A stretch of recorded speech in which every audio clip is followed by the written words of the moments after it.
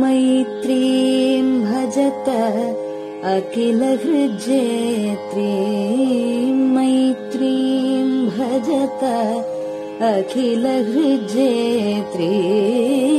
मैत्रीं भजत अखिलहृज्जेत्रीम् आत्मवदेव परानपि पश्यत आत्मवदेव परानपि पश्यत युद्धं त्यजत स्पर्धां त्यजत युद्धं त्यजत स्पर्धां त्यजत त्यजत परेष्वक्रममाक्रमणम् त्यजत परेष्वक्रममाक्रमणम् मैत्रीं भजत अखिलहृज्जेत्रीं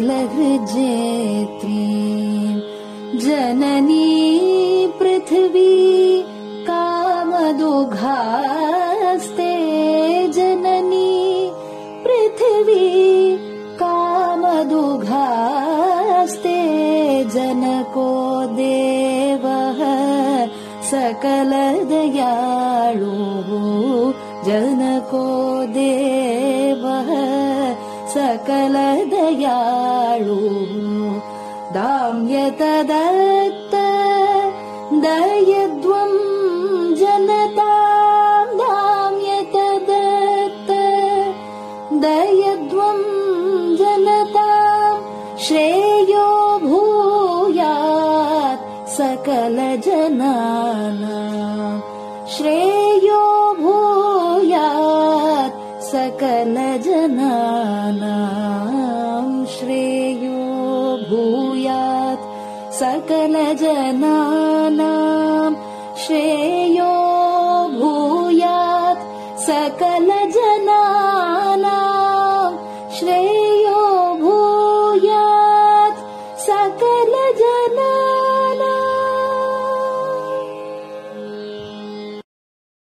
பெரியவா சரணம்.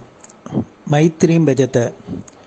பாடியவர் குமாரி சிவஸ்ரீ ஸ்கந்தபிரசாத். பெரியவா சரணம். வணக்கம். பெரியவா வானொலியின் காலை நிகழ்ச்சிகளுக்கு உங்களை அன்புடன் வரவேற்கிறோம். முதலில் பெரியவா சுப்பிரபாதம். பெரியவா சரணம்.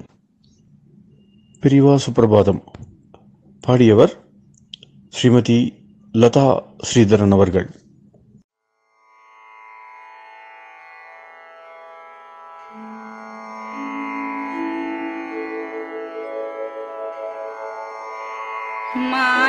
मायात्रियामासु निमीलिताक्षम् लोकत्रियामासु विनिद्रमेनम् लोकस्य रीत्या हि निबोधयामि साक्षात् गुरुं चन्दिरशेखरेन्द्रम् साक्षात् गुरुं चन्दिरशेखरेन्द्रम् प्रातः सरोजकुसुमानि विहाय निद्राम् बालारुणातपसुवर्णमयानि नित्यम् कूजन्मरालकलहं सरवैः स्तुवन्ति श्रीचन्द्रशेखर गुरो तव सुप्रभातम् श्रीचन्द्रशेखर गुरो तव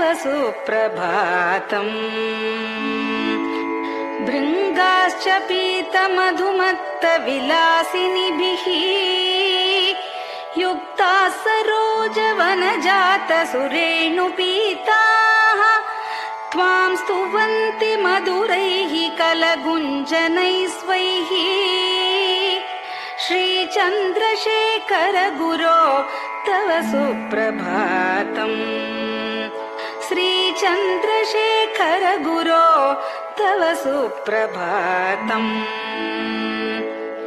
ये लालवङ्गनवमालति मल्लिकाद्याः गन्धीनि नित्यममलानि लता सुमानि अर्चन्ति पल्लवकरैर्विनता गृहीत्वा श्रीचन्द्रशेखर गुरो तव सुप्रभातम् श्रीचन्द्रशेखर गुरो तव सुप्रभातम् तुभ्यं रसालकदलीपनसादिवृक्षा कूजन्द्विहङ्गनिवहैर्मधुरं स्तुवन्तः माद्वीकसङ्गमधुरं फलमुद्वहन्ति श्रीचन्द्रशेखर गुरो तव सुप्रभातम् श्रीचन्द्रशेखर गुरो तव सुप्रभातम् कावेरी वारिकृतमञ्जनपूतदेहा वेदादिमन्त्रनिवहैर्मुखरीकृताशा विप्रास्तुवन्ति सततं नतमस्तकात्माम् श्रीचन्द्रशेखर गुरो तव सुप्रभातम् श्रीचन्द्रशेखर गुरो तव सुप्रभातम् भक्ताश्च ते विहितकर्मचया विशुद्धाः भक्त्यार्जिताखिल विशिष्टफलैकहस्ताः त्वद्दर्शनमगकरं परिलब्धुकामाः श्रीचन्द्रशेखर गुरो तव सुप्रभातम् श्रीचन्द्रशेखर गुरो तव सुप्रभातम् भूत्यासि तेन वपुषा भुविशैव तत्त्वम् शक्त्यार्पितेन मनसा वरशाक्ततत्त्वम् नारायणेति वदता वदनेन विष्णोः तत्त्वं त्वया प्रकटितं तव सुप्रभातम् तत्त्वं त्वया प्रकटितं तव सुप्रभातम् स्वामिन् पदाब्जमधुपा इव भक्तलोकाः सेवां विधातुमधुना तव जागरूकाः उत्तिष्ठ पङ्कजपदानि निधाय भूमौ पूर्वं वदामि विनतस्तव सुप्रभातम् पूर्वं वदामि विनतस्तव सुप्रभातम् इत्यष्टकं शुभकरं कलिकल्मषग्नम् भक्तेन केनचिदहो परिजल्पितं च उत्थाय जल्पति नरो विनतः प्रभाते सन्मङ्गलानि लभते बहुधातिशीघ्रम् सन्मङ्गलानि लभते बहुधातिशीघ्रम् सन्मङ्गलानि लभते बहुधातिशीघ्रम्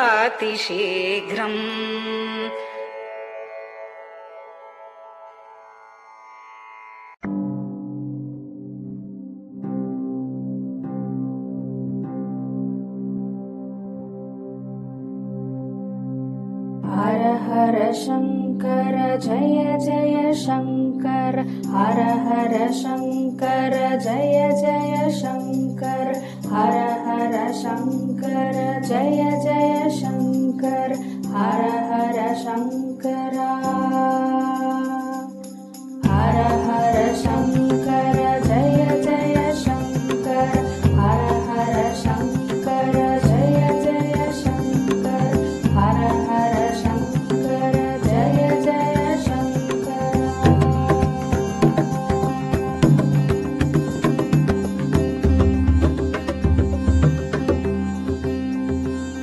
श्रुति स्मृति पुराणानां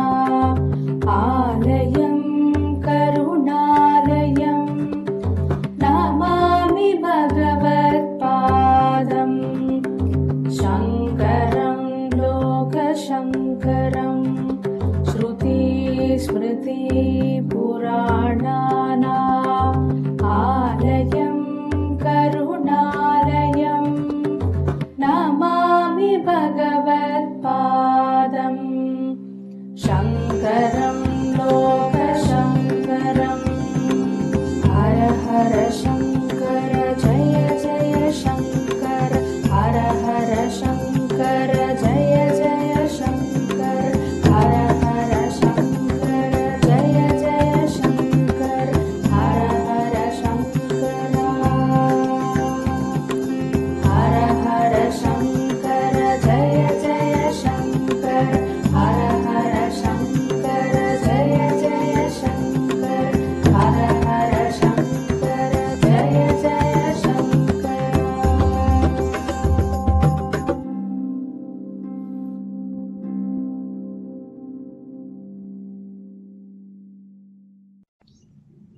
பெரிவாச்சரணம்.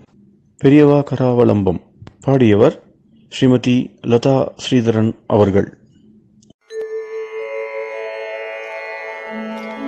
प्रातः स्मरामि भवदीयमुखारविन्दम् मन्दस्मितं च जनितापहरं जनानाम् प्रातः स्मरामि भवदीयमुखारविन्दम् मन्दस्मितं च जनितापहरं जनानाम् सम्पत्करीं च भवतोऽत्र कटाक्षलक्ष्मीम् काञ्चीमठेश मम देहि करावलम्बम् सम्पत्करीं च भवतोऽत्र कटाक्षलक्ष्मीम् काञ्चीमठेश मम देहि करावलम्बम् काञ्चीमठेश मम देहि करावलम्बम् काञ्चीमठेश मम देहि करावलम्बम् काञ्चीमठेश मम देहि करावलम्बम् प्रातः स्मरामि कलिदोषहराणि यानि हृद्यानि दिव्यमधुराणि मनोहराणि प्रातः स्मरामि कलिदोषहराणि यानि हृद्यानि दिव्यमधुराणि मनोहराणि वाक्यानि तेऽध्यवदनाम्बुजनिर्गतानि काञ्चीमठेश मम देहि करावलम्बम् वाक्यानि तेऽध्यवदनाम्बुजनिर्गतानि काञ्चीमठेश मम देहि करावलम्बम् काञ्चीमठेश मम देहि करावलम्बम् काञ्चीमठेश मम देहि करावलम्बम् काञ्चीमठेश मम देहि करावलम्बम् वक्षस्थलं विमलहेम समानवर्णम् भस्माङ्कितं जनमनोहर कुङ्कुमाक्तम् वक्षस्थलं विमलहेम समानवर्णम् भस्माङ्कितं जनमनोहर कुङ्कुमाक्तम् प्रातः स्मरामि भवतोऽत्र चिरं महात्मन् काञ्चीमठेश मम देहि करावलम्बम्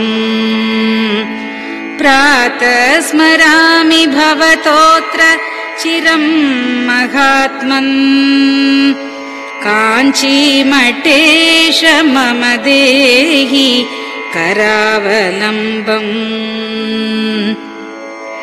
काञ्चीमठेश मम देहि करावलम्बम्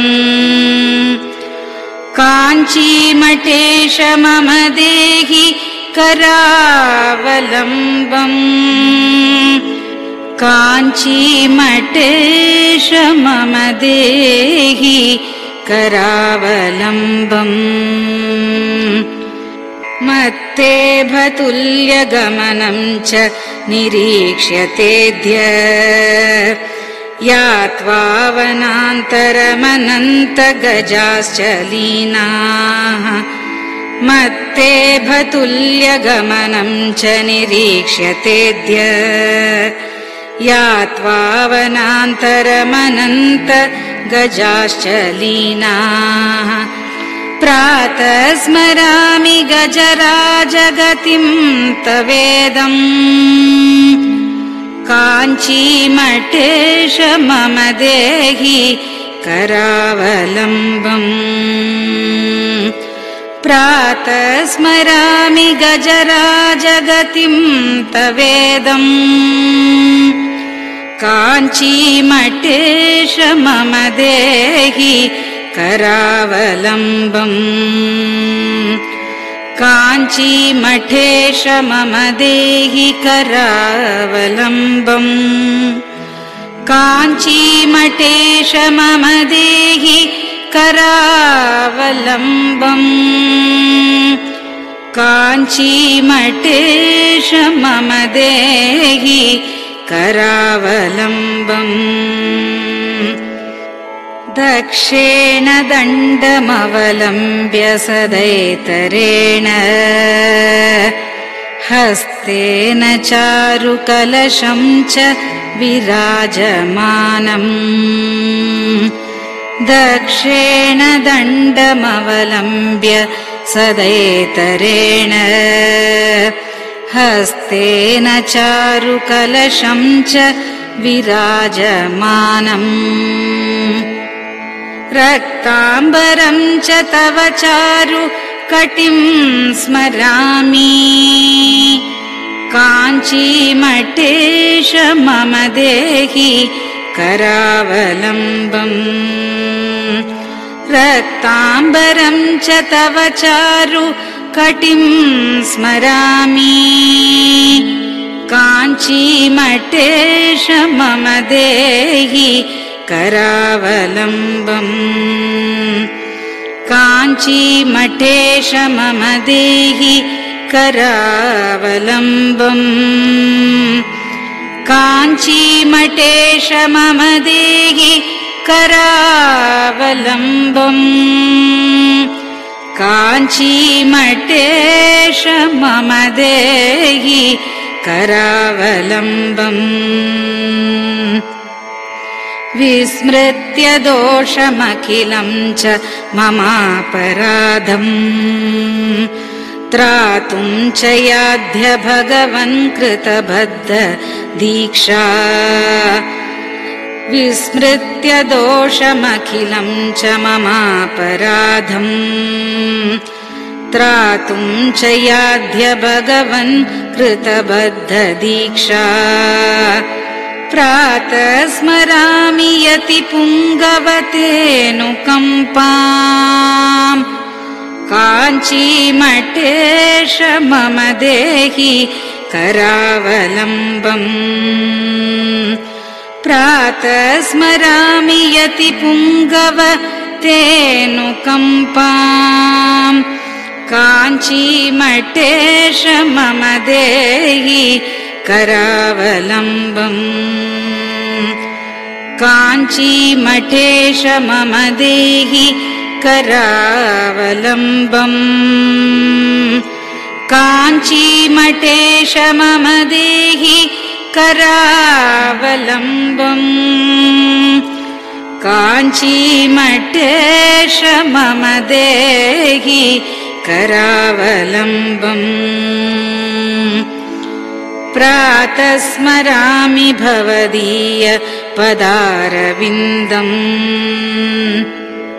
यस्मात् प्रयान्ति दुरितानि महान्ति तानि प्रातः स्मरामि भवदीय पदारविन्दम् यस्मात् प्रयान्ति दुरितानि महान्ति तानि आयान्ति तानि मुहुरुद्य सुमङ्गलानि काञ्चीमठेश मम देहि करावलम्बम्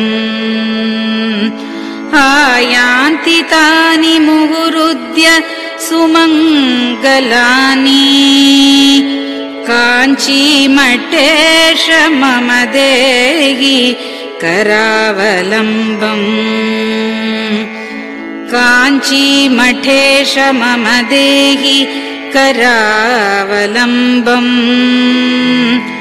काञ्चीमठेश मम देहि करावलम्बम्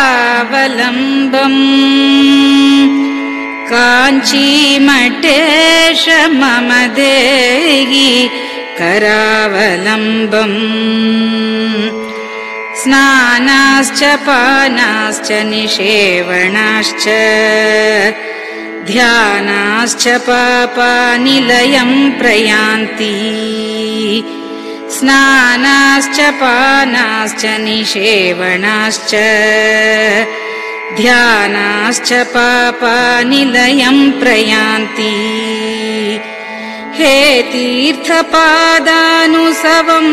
पदं ते तीर्थं च तीर्थीकरणं भजामि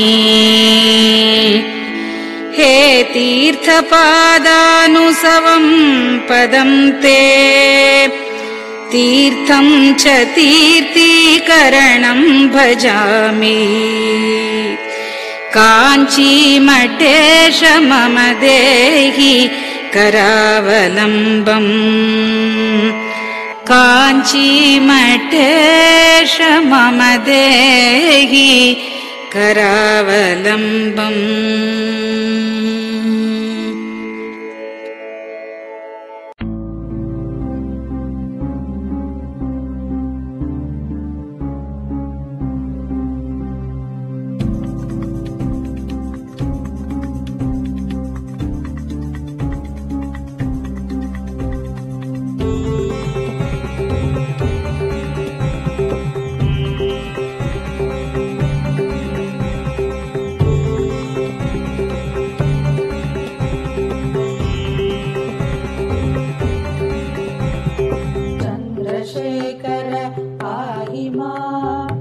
चन्द्रशेखर रक्ष मां चन्द्रशेखर पाहि मां जय चन्द्रशेखर रक्ष मां हर हर शम्भो शिव शिव शम्भो हर हर शम्भो शिव शिव शम्भो हर हर शम्भो शिव शिव शम्भो हर हर शम्भो शिव शिव शम्भो चन्द्रशेखर पाहि मां चन्द्रशेखर रक्ष मां चन्द्रशेखर पाहि मां जय चन्द्रशेखर रक्ष मां हर हर शम्भो शिव शिव शम्भो हर हर शम्भो शिव शिव शम्भो हर हर शम्भो शिव शिव शम्भो हर हर शम्भो शिव शिव शम्भो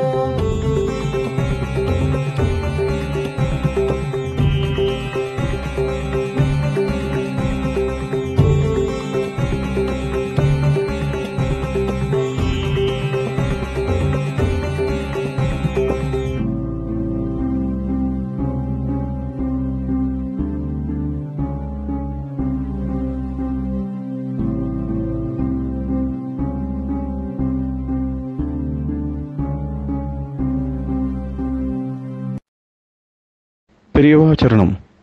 நீங்கள் கேட்க இருப்பது பெரியவா குரல். மகா பெரியவா உபன்யாசங்களில் இருந்து சில பகுதிகள். நமः பார்வதி பதயே. கோவிந்தநாமசங்கீர்த்தனம். பட்டணத்தெல்லாம் விசேஷமான உற்சவம். பாக்கி எல்லா கோவிலையும் 63 பேர் வச்சிருந்தாலும் 63 சேர்ந்தாமல் 61 உற்சவங்கிறது சென்னை மட்டம்தான் எல்லாருக்கும் நினைவு வரும்படியாக தெரியும். அப்படி உற்சவம் பண்ணுறதுனால தான் நினைவு வருது 63 இருக்கான்ட்டு. இல்லை உற்சவம்லாம் என்னத்துக்காகனா எல்லா ஊர்லையும் இருக்குதான் இருக்குது, உற்சவம் நடக்கல நினைவு இல்லை. ஏன்னா 63 பேர் மகான்கள் இருந்திருக்கான்ட்டு அந்த உற்சவத்தினால நமக்கு அவளை நினைச்சப்போ நமக்காவது கொஞ்சம் கெட்ட குணங்கள்லாம் அந்த ஒரு க்ஷணமாக மறையிறது. அவள்லாம் நல்ல குணத்தினுடைய உச்ச நிலையை அடைஞ்சவாளுங்கிறதுனால அவளை நினைக்கிற சமயத்திலேயாவது கொஞ்சம் நமக்கு சாந்தம் இருக்கு. அந்த ஒரு க்ஷணம் இருந்தாலும் போறோம். அந்த மாதிரி கணக்கு பண்ணினோம் 63 பேர்னு. அதே விஷ்ணு பக்தி பண்ணினவா 12 ஆழ்வார்னு அவ ஒரு 12 பேர். இப்படி அவ்வளவுதானே மகான்கள். என்ன கணக்கு பண்ணி வச்சுட்டா அதுக்கு மேல பெரியவாள் கிடையாதா? அப்படி இவ்வளவுதான் சொன்னா பெரிய அபசாரமா கூட போயிடுமே.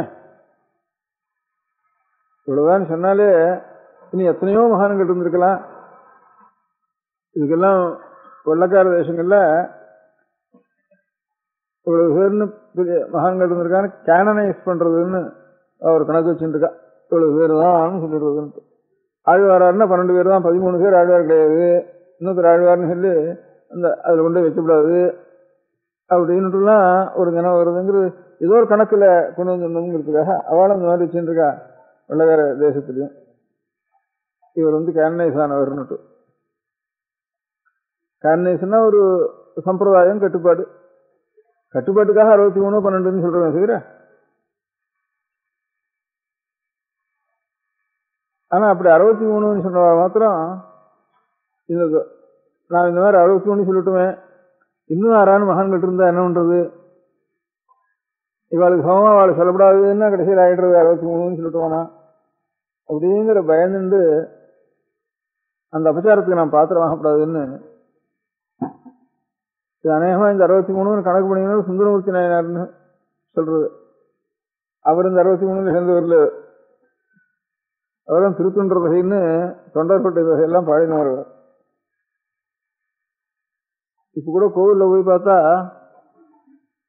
கணக்கு பண்ணி பார்க்கலாம். பெரிய கோவில் எல்லாம் 63 எழுதியிருக்காரு. இப்பதான் லேபிள் கூட விட்டுருக்காள் இல்லையா? பிள்ளையார்னா விநாயகர்னு லேபிள் விட்டுற வேண்டியிருக்குப்பா. அதனால 63க்கும் பேர் வச்சு இருக்குனாக்கா இந்த கோவில் இந்த 63ஓட நிக்கல. அதுக்கப்புறம் இன்னொரு 8-9 கூட இருக்கும் போல் இருக்கு. 72 வரைக்கும் போகும் போல் இருக்கு. தொகையடியார்கள்னுட்டு சில பேர்களை வச்சு அதெல்லாம் ஒரு கூட்டத்தை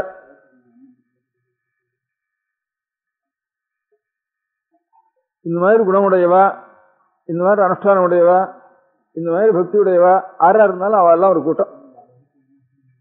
உதாரணமாக முப்பொழுதும் திருமேனி தீண்டுவார்க்கடியேன் அதுக்கு ஒரு சுவாமி மாதிரி ஒன்று வச்சு சிலை வச்சு முப்பொழுதும் திருமேனி தீண்டுவார்னு எழுதியிருக்கோம். இந்த 63க்கு அப்புறம் 64, 65, 66, 67 70 வரைக்கும் போகும். முப்பொழுதும் திருமேனி தீண்டுவா திரிகாலத்திலையும் சிவபூஜை பண்றவான். எப்படி சந்தியானுஷ்டானம் திரிகாலத்திலையும் பண்ணணுமோ, பஞ்சாஷ்ட ஜபம் பண்ணுறோமோ, அதுபோல சிவபூஜையே 3 காலத்திலையும் பண்றார். முழுநீர் பூசிய முனிவருக்க முடியேன் இன்னும் விபூதி சரணம் பண்ணிக்கிறான். அது சரீரத்துல சகல சரீரம் ஆக்னேயம் பஸ்மனா ஸ்நானம்னு தசவித ஸ்நானம் சொல்லிருக்கு. கோவனுடைய ஒரு குளம்படியிலேருந்து வரும்படியான தூளி இருக்க சந்தியா காலத்தில் அதனால ஒரு ஸ்நானம், அதனால சூரியனுடைய வெயில்னால ஒரு ஸ்நானம், சூரிய வெயிலும் மழையும் சேர்ந்து விழுந்தானே அது ஒரு ஸ்நானம், தனியா நதியில அவகாச ஸ்நானம், தீர்த்தத்தினால ஜலத்தினால ஸ்நானம், மந்திர புரோஷணத்தினால ஸ்நானம், கோமயத்தினால ஸ்நானம், மிருத்திகா ஸ்நானம், மண்ணுனால ஸ்நானம், இப்படி அநேக ஸ்நானங்கள் சொல்றதுல இந்த கணக்கு சரியா இல்லாம இருக்கலாம். இது ஒரு 10 ஸ்நானம் தனியா இருக்கு. அதுல இதெல்லாம் சேர்ந்ததுதான். நீங்க எழுதினுட்டு எல்லாம் அது வீட்டுக்கும் அது அறான் பேப்பர்ல எழுதினெல்லாம் இப்படி இருக்கே அப்படின்னு. அந்த மாதிரி முதல் ஸ்நானம் அதுல 10 ஸ்நானத்துல விபூதி ஸ்நானம்னுட்டு உடம்பு முழுக்க விபூதியை தாரணம் பண்ணிக்கிறதுக்கு பஸ்ம ஸ்நானம்னு பேரு. சரீரம் முழுக்க விபூதியினாலேயே தாரணம் பண்ணிக்கிறது. முதல்ல அது தாரணம்ங்கிறது குழைச்சிடுறதுக்கு பேரு. உத்பூலனம்ங்கிறது பொடி விபூதியாவே உடம்பு முழுக்க. உத்பூலனம், அவகுண்டனம், தாரணம்னு 3. உத்பூலனம்னா பொடி விபூதியை உடம்பு முழுக்க சேர்த்துக்கிறது, தடவி விடுறது, அதுக்கு உத்பூலனம்னு பேரு. அப்புறம் ஜலத்துல கலந்து உடம்பு முழுக்க ஒரு தரம் தடவிக்கிறதுக்கு அவகுண்டனம்னு பேரு. அப்புறம் 12 இடங்கள்ல இந்த 3 விரல்னால இது திருமூர்த்தி சுரூபம்னு இதுக்கு தாரணம்னு பேரு. இந்த மாதிரி உத்பூலனம், அவகுண்டனம், தாரணம்னு 3 பிரகாரம். அதுல விபூதி பூசிடுறதுன்னா நீர் பூசல்னா உத்பூலனுக்கு தான் பூசல்னு பேரு. இந்த மாதிரி முழுநீர் பூசிய முனிவர்க்கும் அடியேன், முப்பொழுதும் திருவேணி தீண்டுவார்க்கடியேன் என்ன இப்படி அந்த மாதிரி யாரா இருக்காளோ அவெல்லாம் பொது மகான்கள்னா, இவெல்லாம் ஒரு அனுஷ்டானத்தோடு இருக்கிறாதுன்னா, ஒரு காரியம்னா அது விபூதி பூசுறது, ஒரு பூஜை பண்றதுன்னு ஒரு காரியம்னா, காரியமே தெரியாம கண்ணப்பர் போல ஒன்றும் தெரியாம மாம்சம் இருக்குன்ற கூட அது கூட சுவாமிக்கு சேர்க்கப்படாதுன்னு கூட தெரியாம, எச்சலோடு சுவாமி மேல படப்படாதுன்னு தெரியாம எச்சல சுவாமி மேல பக்தினாலே அந்த மாம்சத்தை கொண்டு போய் கொடுக்கறது, அது ஒண்ணுமே ஒரு அனுஷ்டானம் தெரியாது, ஆச்சாரம் தெரியாத பக்தி மாத்திரம் தன்னுடைய உயிரை கூட கொடுத்துருவோம்ன்ற அவ்வளவு அன்பும் கண்ணால உருகி இருக்க முடியாம எத்தனை பேர் இருப்பாள். ஆச்சாரமோ அனுஷ்டானமோ இந்த விஷயங்கள்லாம் தெரியாம சாஸ்திரம் தெரிஞ்சு விபூதி எப்படி சூழ்நிலை பண்ணிக்கிறது, பூஜை எப்படி பண்றதுன்னு தெரிஞ்சவெல்லாம் இந்த கணக்கெல்லாம் சேர்றவா இப்படியும் அநேகம் பேர் இருப்பாளுக்கு எல்லாரும். அதனால கடைசி முடிவுல அப்பாலும் அடிசார்ந்தார் அடியாருக்கும் அடியே. அப்பாலும்னா இந்த 63ன்னா தமிழ் பேசுற ஊருக்குள்ளதானே வச்சுட்டு இருக்கோம் 63ன்ட்டு. அது கன்னட ஒத்துணும் இல்லைன்னு அர்த்தம். இல்லை ஏதோ ஒரு கணக்கு. முதல் ஆழ்வார்னர் இந்த கோச்சங்கை சோழ நாயனார்னு இருக்கிறதுக்குள்ள பழைய சோழராஜா, பழைய சோழராஜா அவர் தான் முதல்னு சொல்லலாம். சுந்தரமூர்த்தி நாயனாருக்கு முன்னோடு இருக்கிறது அப்புறம் மாணிக்கவாசர், இவெல்லாம் அப்புறம் சுந்தரம் சம்பந்தர், இவெல்லாம் கடைசின்னு வச்சுக்கிறோம். இல்லை பட்டினத்தாரோட முடிவுன்னு ஒன்றா வச்சுக்குவோம். ஏதோ ஒரு காலத்துக்குள்ளதானே சுமார் ஒரு 1000 வருஷம் வச்சுக்குவோம். அதுக்கும் அந்த 1000 வருஷத்துக்கு முந்தியும் ஆறான் மகான்கள் இல்லையா, ஹிந்தியும் இருக்க மாட்டாளா அப்படின்னு. இப்போ ஒரு 10 வருஷத்துக்கு முந்தி எங்க பார்த்தாலும் எந்த சவுத்துலையும் எந்த தூண்லையும் எந்த கோபுரத்துலையும் எந்த கோவில்லையும் எந்த ஸ்கூல்லையும் எங்க பார்த்தாலும் ஆஞ்சநேயர் ஒரு நிமிஷத்துல கிருகிருன்னு எழுதிட்டு இருந்தாங்க. பரமபக்தன் ஒரு நாளைக்கு ஒரு 100 ஆஞ்சநேயர் எழுதினவங்க இருக்கோம். அந்த மாதிரி எங்க பார்த்தாலும் எழுதுறது, எந்த ஊருக்கு போனாலும் நிமிஷம் கிருகிருன்னு அதே காரியமா ஒரு ராமருடைய பக்தர் ஆஞ்சநேயர்னா ஆஞ்சநேயருடைய பக்தர் ஆயிட்டான் ஆஞ்சநேயன்னுட்டு. அப்படி எத்தனையோ மகான்கள் இருந்திருக்காள, பிற்காலத்திலும் இருந்திருப்பா. வேற தேசங்கள்லயும் சிவபக்தா இல்லையா, உலகம் முழுக்க சிவபக்தா இல்லையா.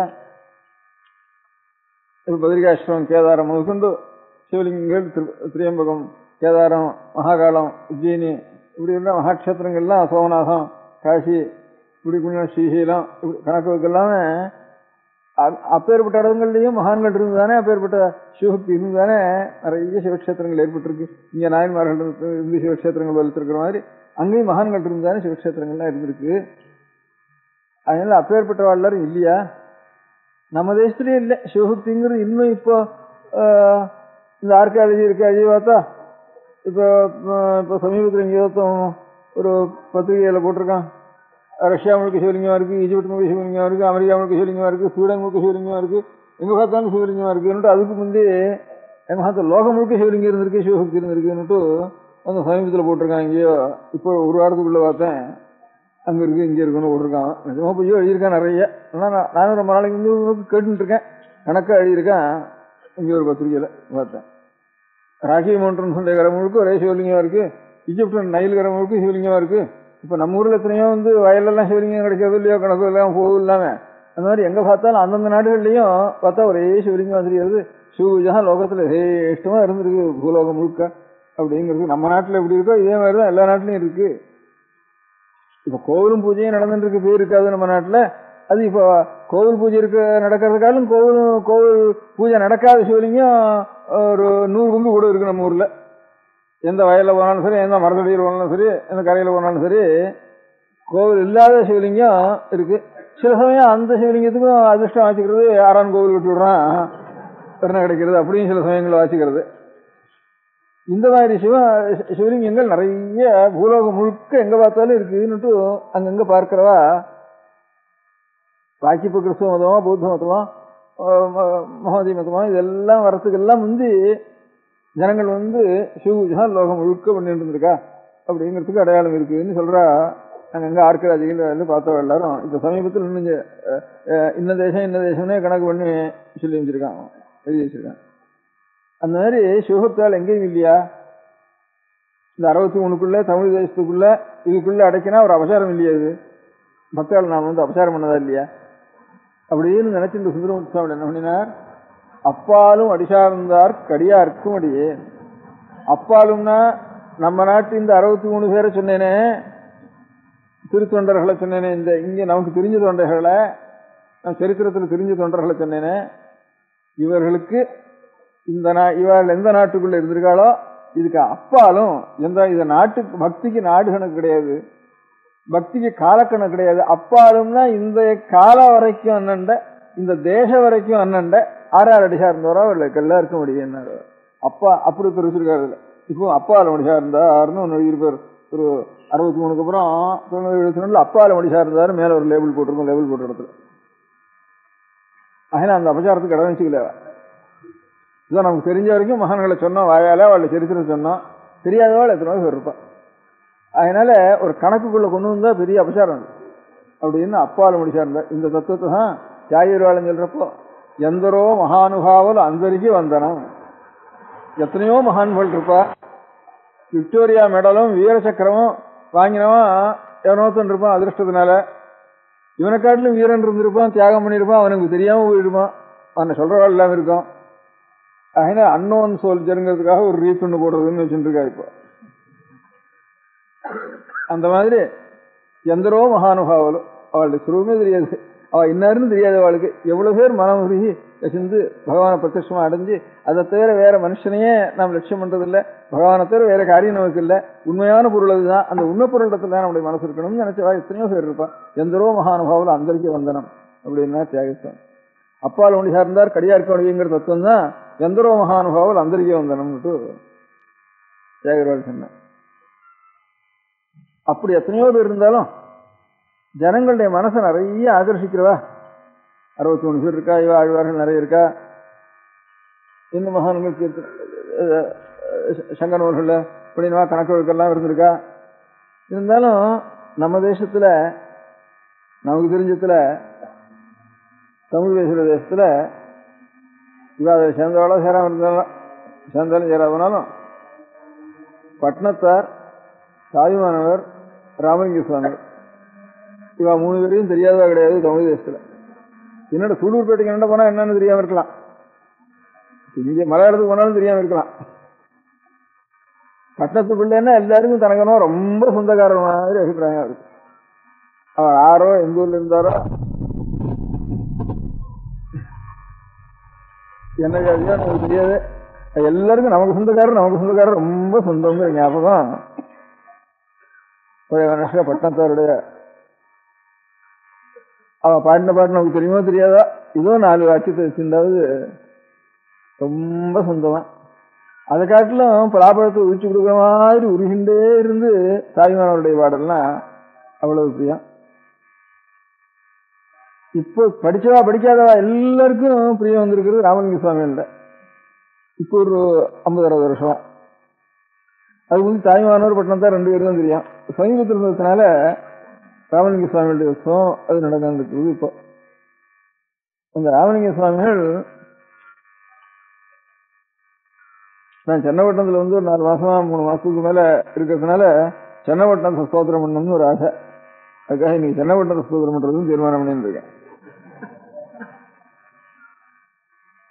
இந்த மாதிரி இத்தனை நாள் இந்த மண்ணில் உட்காந்துருக்கு நன்றி இல்லாமல் விடணும். அது அதனால இந்த ராமலிங்க சுவாமி என்ன சொன்னார், தர்மமிகு சென்னையில் கந்தகோட்டத்து கந்தசுவாமி ஒரு சோதனம் பண்றப்போ சென்னப்பட்டினம்ங்கிறது தர்மம் மிகுந்தது. என்ன தர்மம் மிகுந்தது சென்னப்பட்டினத்துல? முகசில்ல பிச்சை கிடைக்காதவெல்லாம் மட்டும் பட்டத்து கூட வந்துடுறா, நிறைய வந்துடுறா. இவன் என்னடா பண்றது அவளேன்ட்டு யோஜனை பண்ணிட்டு இருக்கா. ஒரு ரொம்ப நாளா யோஜனை பண்ணிட்டு இருக்கா. அதான தீர்மானம் பண்ணுவோம்னுட்டு நீ யோஜனை பண்ணிட்டே இருக்கா அந்த ப்ராப்ளத்தை தீர்மானம் பண்றதுக்கு. இந்த தர்மம் இல்லை அவர் சொன்னது. தாய்மானவர் பட்னத்தார் இவ 2 பேரும் தெரியாதவா, தமிழ் பேசுறவன்ல ஒத்துன்னு இருக்க மாட்டான்.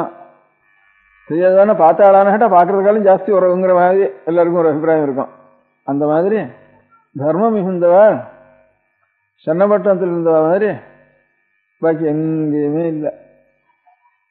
அதான் தர்மமிகு சென்னையர்னு சென்னத்தை தர்மம் மிகுந்தவான்னு சொன்னான். யாரு இப்படி தர்மம் மிகுறது? யாரு இருந்தா? ராமலிங்க சுவாமியில் ஆர வச்சுன்னு சொன்னாலும் தெரியல.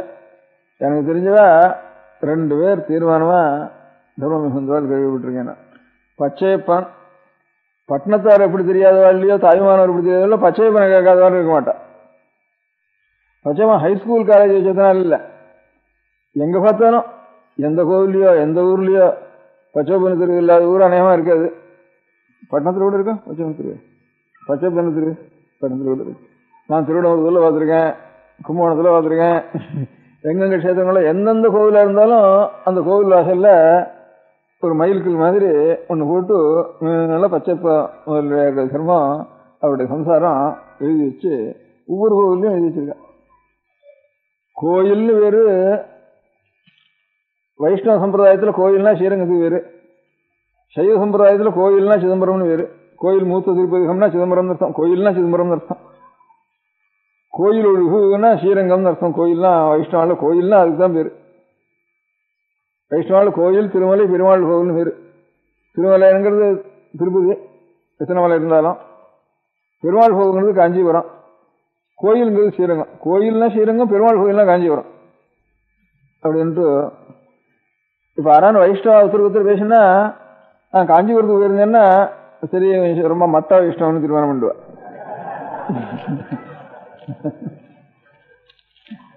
பெருமாள் கோயிலுக்கு இருந்தேன்னு சொல்லுவேன் தவிர காஞ்சிபுரத்துக்கு இருந்தேன்னு சொன்னா பெருமாள் கோயில்னு சொல்லி ஆகணும்.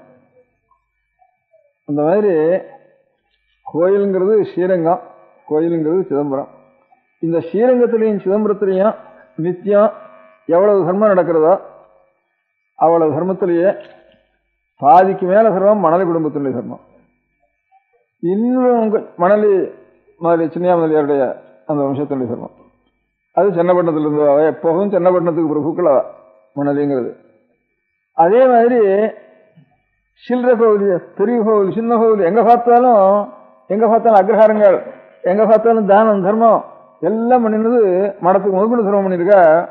அங்க இருந்து பச்சை முதலியார் வரும், அவருடைய சம்சாரம். பரம்பரை பிரபு மணலி முதலியார் ஒரு சின்ன கூலி வேலை பண்ணி கூலிக்கு முதல்ல போய் இதுல இருந்து இவ்வளவு லோகத்துல ஒத்தனும் அந்த மாதிரி தர்மம் பண்ணலன்னு அவ்வளவு சொல்லும்படியான ஒரு பெரிய வேத பாடசாலைகள். இப்ப இந்த பச்சை காலேஜ் ஆயிருக்கு, முதல்ல வேத பாடசாலையா இருந்து அப்புறம் கொஞ்சம் கொஞ்சமா எல்லாருக்கும் சேர்த்து அதுக்கப்புறம் மேல அப்புறம் பெரிய காலேஜா இது ஸ்தானத்துக்கே முக்கியமான ஒரு காலேஜா ஏற்பட்டு வச்சு இந்த இடத்துல சென்னையில, காஞ்சிபுரத்துல, சிதம்பரத்துல அதே மாதிரி அங்கேயும் வேத பாடசாலை, இங்கேயும் வேத பாடசாலை, இங்கேயும் வேத பாடசாலை வச்சிருந்தா அது இப்ப வேத பாடசாலைக்கு ஆளும் வரதில்லை. ரெண்டாவது இப்ப இருந்தா அதோட ஜீவனத்துக்கும் புரியும் இல்லை, ஜீவனத்துக்கு உபயோகமா இருக்க முடியாது. கொஞ்சம் கொஞ்சமா ஸ்கூலா வச்சு அப்புறம் காலேஜா வச்சு அந்த மாதிரி எப்படியோ அந்த தர்மமானது விஷயம் நடந்துட்டு இருக்கு. அதனால மணலி முதலியாரையும் பச்சை முதலியாரையும் தான் நினைச்சுட்டு சொல்லியிருக்கணும் போல இருக்கு.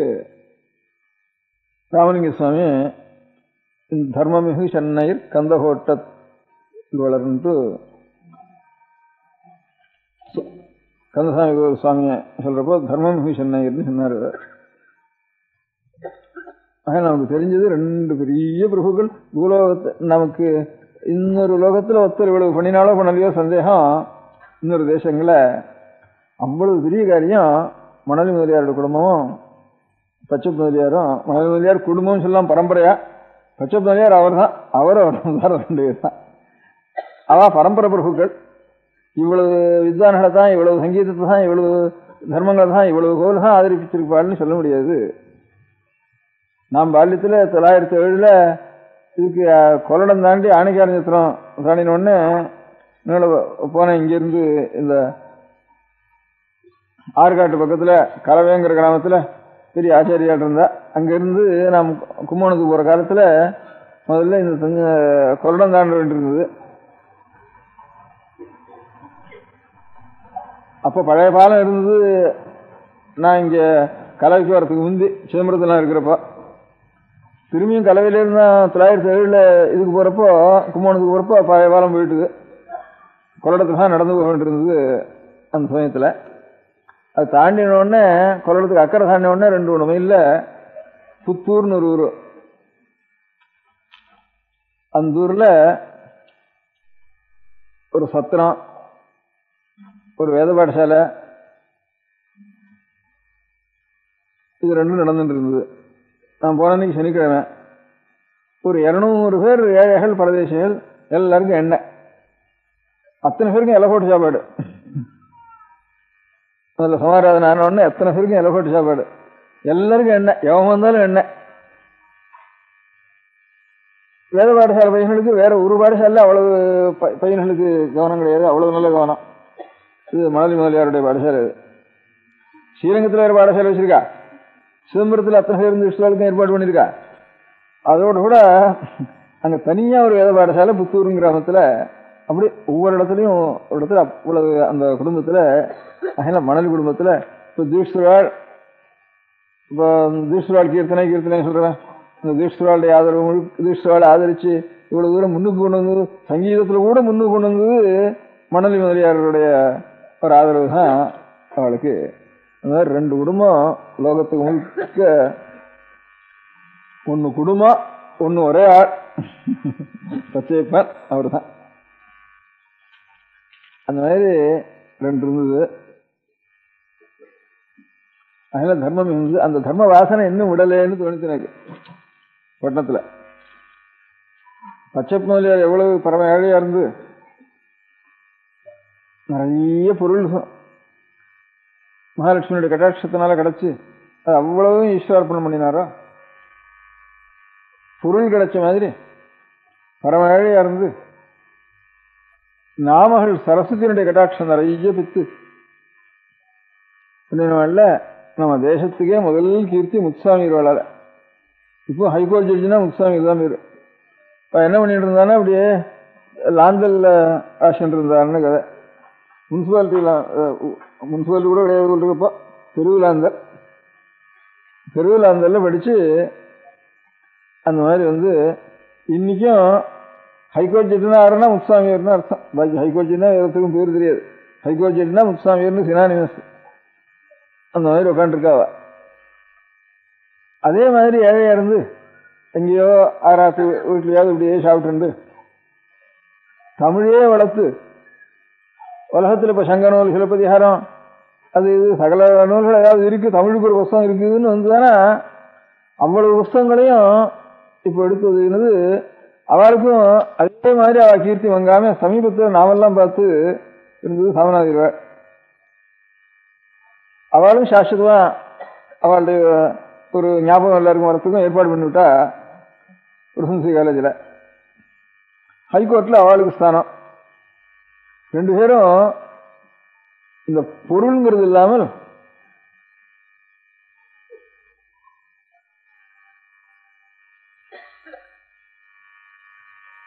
சரஸ்வதியினுடைய கல்வி நிறைஞ்சு வழங்கினது இவா 2 பேர் இந்த இடத்துல.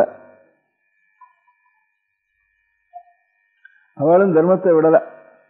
முத்துசாமிகளும் கிராமத்திலே அவள் உத்தியோகம் பண்ணி சம்பாதிச்சதுலேருந்து, உத்தியோகம் பண்ணி சம்பாதிச்சா பச்சை முதலியார் மாதிரி அவ்வளவு சம்பாதிக்க முடியாது. அதனால அவர் பழமையா இருந்து லட்சுமி கட்டாட்சம் வந்துட்டு இருக்கு. வேலை செஞ்சு சம்பாதிச்சா நிறைய சம்பாதிச்சா, உத்தியோகம் பண்ணினா ஒரு கணக்கு உள்ளதான் இருக்கணும். அப்படி சம்பாதிச்சா அதுலேருந்து அவளும் ஒரு தர்ம பாடசாலை ஒன்று வச்சா. இப்போ அது அந்த ஞாபகத்துக்காக அப்படி அப்படி மாதிரி திருச்செந்தூரில் இப்போ 2 வேதம் சேர்ந்து பாடசாலை இப்போ நடக்கிறது. அவருடைய ஞாபகத்துக்காக அவள் வம்சத்தில் இருக்கிற ஒரு குழந்தை திருச்செந்தூரில் பாடசாலை நடத்திட்டு இருக்கா. மாயவரத்தில் இருந்து ரொம்ப நாள் என் பால்யத்திலாம் மாயவரத்தில் விஷயம் நடந்துட்டு இருந்தது. ஈரோடு முத்துசாமி ஈரோடு பாடசாலை வச்சு. அதுக்கப்புறம் திருச்செந்தூர்ல அந்த பாடசாலை நடந்துட்டு இருக்கு.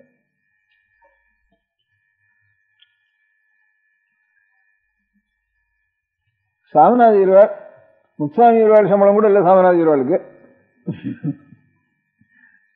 உழைச்சது தமிழுக்குன்னு எத்தனை வயசு 50 வயசுக்கு மேல வரைக்கும் அந்த க்ஷணம் வரைக்கும் உழைச்சது ஐயர்வாள். ஐயர்வாள்னே பேர் வந்துட்டு அவளுக்கு. அவர் நான் போனேன், நான் ஒரு வருஷம் சிவராத்திரிக்கு போயிருந்தேன் காளஹஸ்திக்கு.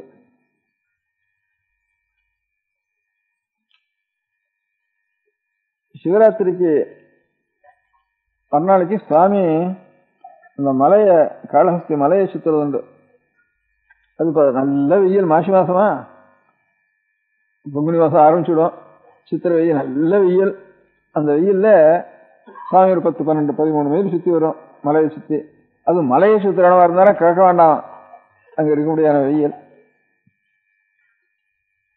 இப்படி சுத்தி வரப்போ ரொம்ப கடுமையான இடத்துல அவ ஒரு தண்ணி பந்தல் வச்சிருந்தா சாமிநாதர். அந்த சிவபக்தியினுடைய அடையாளம், சிவபக்தால தானே இவ்வளவு கஷ்டப்பட்டு பின்னோடு வருவா. அவளுக்கு எந்த இடத்துல ரொம்ப தாபம் இருக்குமோ அந்த இடத்துல ஒரு கொண்டு போய் தண்ணி பந்தல் அவளுக்கு சொந்த செலவுல இருந்து சாமிநாதையர் சம்பாதிச்சவனுக்கு சூட்சமான சிரமம். அவளுக்கு பணம் சூட்சமா வர மாதிரி தர்மமும் சூட்சமா ஸ்தாபிச்ச சாமிநாதர். இப்ப மனித மரியாதை தர்மம், பச்சை மலை தர்மம் எல்லாத்துக்கும் பெரிய தர்மம் தோணுது எனக்கு. அந்த இடத்துல கொண்டு போய் அவர் அதை வச்சு சாமிநாதையர் அந்த தவிச்ச இடத்துல நான் ஒரு நாளைக்கு அந்த வெயில போயிட்டு வந்தேன். ஒரு நாளைக்கு போயிட்டு வந்து 3 மாசம் சிரமப்பட்டேன். அந்த வெயில் போயிட்டு சிரமம்.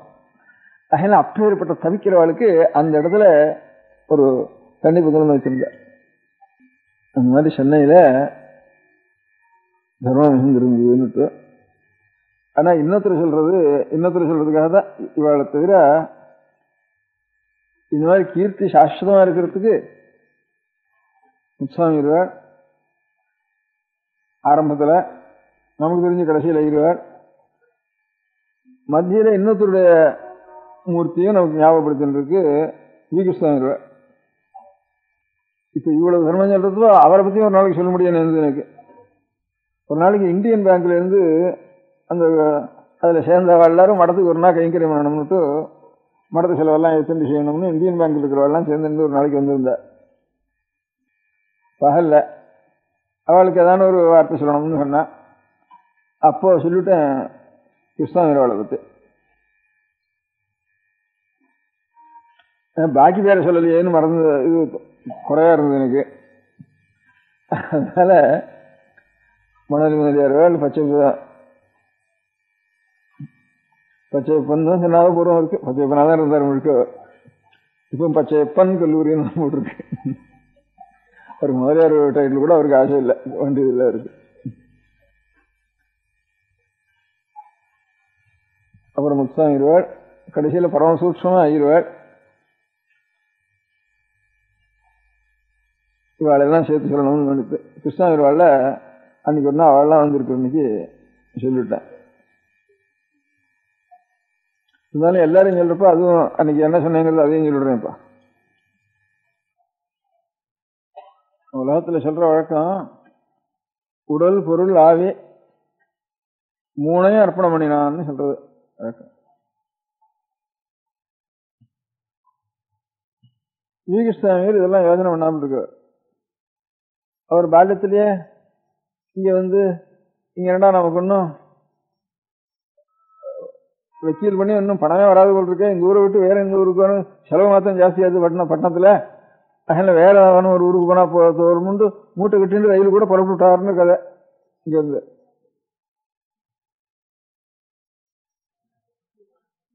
அவ்வளவு ரொம்ப சமதசையில் இருந்து கூட இது அப்புறம் ஈஸ்வரனுடைய கட்டாட்சத்தினால அவரும் ஒரு பேர் வாங்கிட்டு இந்த ஊர்ல சென்னையில நல்ல காரியங்கள்லாம் செய்யறதுங்கிற ஒரு அனுகிரகம் ஈஸ்வரனால கிடைச்சது இருக்கு.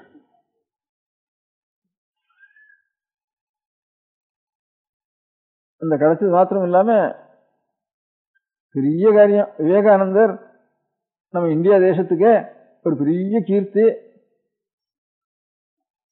இந்திய தேசத்துக்கு அமெரிக்காவினால டாலர்னால கீர்த்தி இல்ல, குண்டுனால கீர்த்தி இல்ல, குண்டு போடுறதுனால கீர்த்தி இல்ல, பணம் இருக்கிறதுனால கீர்த்தி இல்ல.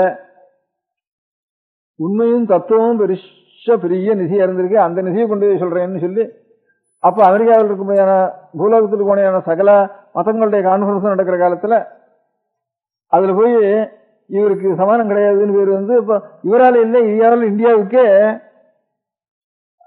வாஸ்தவம் உண்மையான தத்துவம் தெரியணும், சாந்தி வேணும், உண்மை மதமானது இருக்குன்னா இந்தியாவினுடைய ஒரு சாயில தான் இருக்குங்கிற ஒரு கீர்த்தி சம்பாதிச்சு வந்தார் விவேகானந்தர்.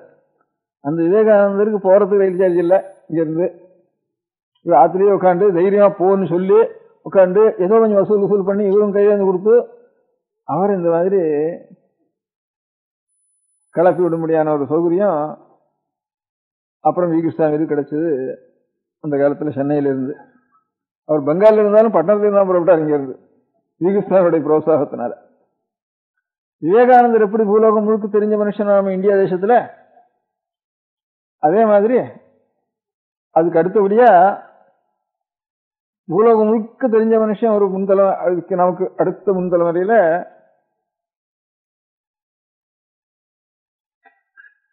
இவ அய்யர்வாள், சாமிநாத அய்யர்வாள் படிச்சவாள்ல அய்யர்வாள் மாதிரி சாஸ்திரி ஒருத்தர். சாஸ்திரின்னா ரைட் ஆனரோட சாஸ்திரி தான் சாஸ்திரின்னு பேரு. அவரை ஒரு ஸ்கூல் வாத்தியார் இருந்தாலும் உற்சாகப்படுத்தி அவருக்கு சிக்ஷை பண்ணி உட்காந்து வச்சு அவருக்கு நல்ல ஸ்திதி கொண்டு வந்தது முழுக்க கிருஷ்ணாமியர்வாள், விவேகானந்தர், சீனா சாஸ்திரி இவ ரெண்டு பேரும் பூலோகம் முழுக்க நம்ம தேசத்துல இருந்து இந்தியா தேசத்துல பிறந்து பூலோகம் முழுக்க தெரிஞ்சவா இவ ரெண்டு பேர்.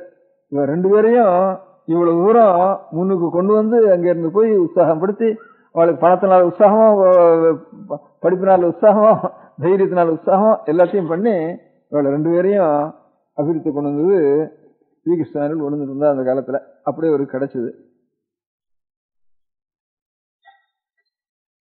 இப்படி கிடைச்சதோட கூட உடல் பொருளாவி மூணையும் அர்ப்பணம் பண்ணணும்னு பெரியவாள்லாம் சொல்லுவாள்.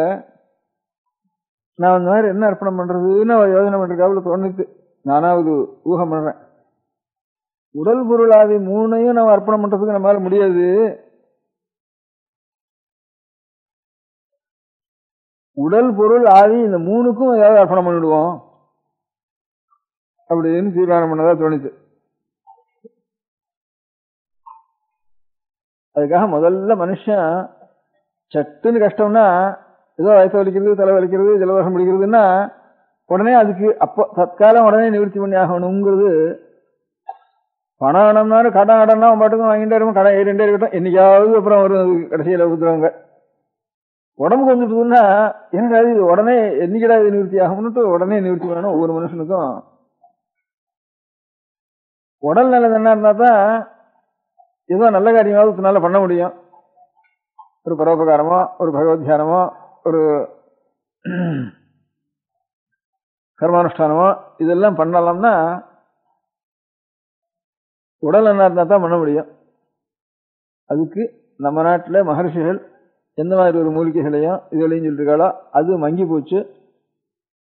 அதை விருத்தி பண்ணி உடலுக்கு அனுகூலம் பண்ணுவோம்னு என்னுடைய தகப்பனார் பேரை வச்சு வெங்கட்ரமணன் பேரோடைய தோப்பனா இருக்கு. அதனால உடலுக்காக உடலை அர்ப்பணம் பண்றதுக்குன்னு பதிலா உடலுடைய நலத்துக்காக அர்ப்பணம் பண்ணுவோம்னுட்டு முதல்ல வெங்கட்ரமணா டிஸ்பென்சரிக்கு இதோ தான் சம்பாதிச்ச பணத்தை மூலதனமா வச்சு அது எப்பவும் நடக்கும்படியாக அதுக்கு ஏற்பாடு பண்ணி உடலுக்கு அர்ப்பணம் பண்ணினார். உடல் இருந்தாலும் உடலுக்குள்ள உயிர் இருக்க ஆத்மா. ஆத்மாவுக்கு ஒரு சாந்தி வேணும், ஆத்மாவுக்கு உண்மை தெரியணும். ஆத்மாவானது வெறும் கீழ்நிலையில் இருக்கக்கூடாது, அது கொஞ்சம் எலிவேட் ஆகணும், உயர்நிலைக்கு வரணும். அப்படிங்கிறதுக்கு காரணம் சாஸ்திரம். அதுவும் மகரிஷிகளால உடலுக்கு சிகிச்சைக்காக சொல்ற மாதிரி ஆத்மாவுக்கு சிகிச்சை இருக்க முடியானது பாபம், அதை நிவர்த்தி பண்றது, சுத்தி, பக்தி, ஞானம் இவைகளெல்லாம் வளர்க்கறதுக்கு அதுதான் சாஸ்திரம்னு பேரு. அந்த சாஸ்திரங்களையும் அதே மகரிஷிகள் பண்ணியிருக்கா. இந்த வைத்தியம் பண்ற மாதிரி இந்த வைத்திய சாஸ்திரம் மாதிரி ஆத்மாவுக்கு வைத்திய சாஸ்திரம் அது. அந்த சாஸ்திரத்தை வளர்க்கறதுக்காக ஆவிக்கு அர்ப்பணம் பண்ணினார் சம்ஸ்கிருத காலேஜ். தர்மமிகுன்னு சொல்றதுக்கு அந்த மாதிரி மத்தியில் இருக்கிறவளை விட்டுட்டேங்கிறதுனால உடலுக்கு ஒன்று அர்ப்பணம் பண்ணினார், ஆவிக்கு ஒன்று அர்ப்பணம் பண்ணினார். அதுக்கு ஒரு காலேஜ், அதுக்கு ஒரு வைத்தியசாலை வச்சார், இதுக்கு ஒரு காலேஜ் வச்சார். ஒரு தியானம் பண்ணுவானாலும் சரி, பரோபகாரம் பண்ணாலும் சரி,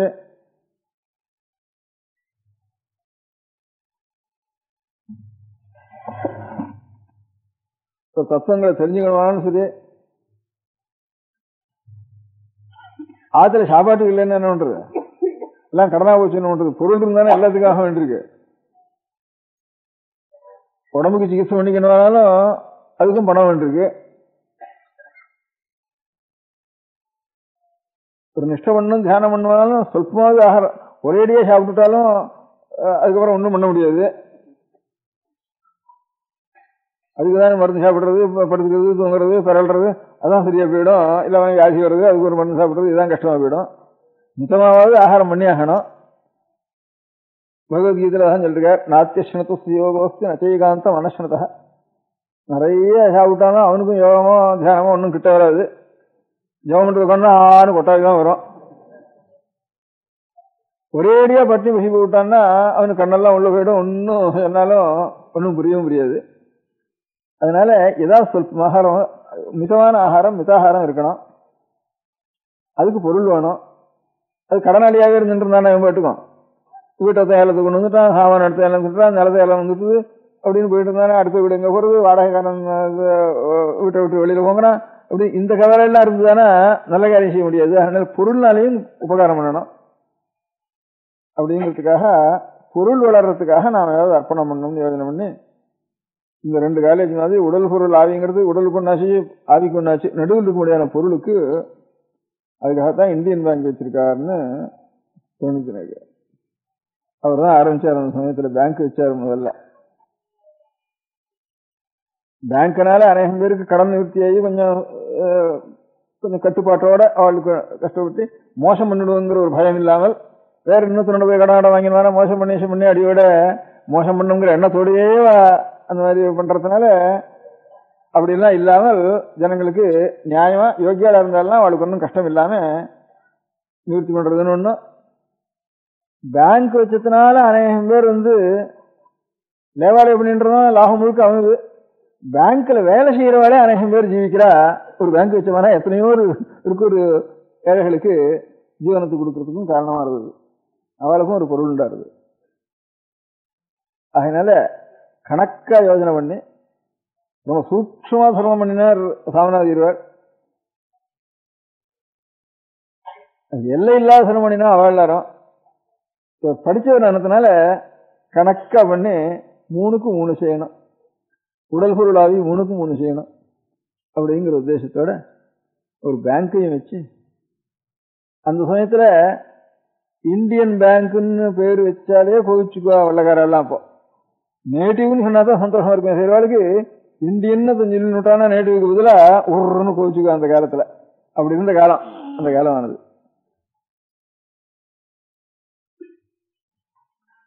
அது கூட ஒரு உதாரணம். அந்த காலங்கள்ல வெள்ளக்காராளுடைய நாகரிகம் தான் ரொம்ப பெரிய நாகரிகம், நம்ம நாட்டில் இருந்ததெல்லாம் ஒன்றும் பிரயோஜனம் இல்லாதது அப்படின்னு ரொம்ப மட்டம்.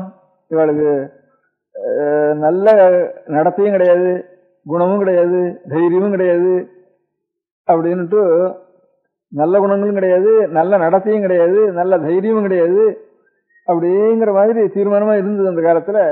இது 3லயும் அவதான் வெள்ளக்காரா தான் பிரியவா, இவாளும் மனுஷருடைய கணக்குலயே சேர்ந்தது இல்லைங்கிற மாதிரி அப்படி நினைச்சிருந்த சமயம். அப்போ அதுக்கே ஒரு உதாரணம் நடந்தது பட்டணத்துல. இதே பட்டணத்துல இவா முத்துசாமி இருவாள், கிருஷ்ணசாமி இருவாள்ங்கிற மாதிரி குமாரசாமி ஹாஸ்டல்னு ஜட்ஜி இருந்த, அவருடைய தாத்தா ரங்கநாத ஹாஸ்டல் இருந்த. அவர் சிட்டி முதல்ல ஹைகோர்ட் ஜட்ஜி கொடுக்கறது சிட்டி சிவில் கோர்ட் ஜட்ஜி தான் முதல் நம்மளோட வாழ்க்கை கொடுக்கறதுக்கு ஆரம்பிச்சா. அந்த காலத்தில் வெள்ளக்கார நாட்டு ஜனங்களுக்கு. அப்போ வேலையா இருந்தார். அவரு கொஞ்சம் மரியாதை கொடுத்திருந்தா அப்போ ஒருத்தராவது கொடுத்துட்டு போகணுட்டு. அப்ப சீமையிலிருந்து ஒரு பெரிய சர்ச்சில் ரொம்ப பெரிய மனுஷாலாம் வந்திருந்தா.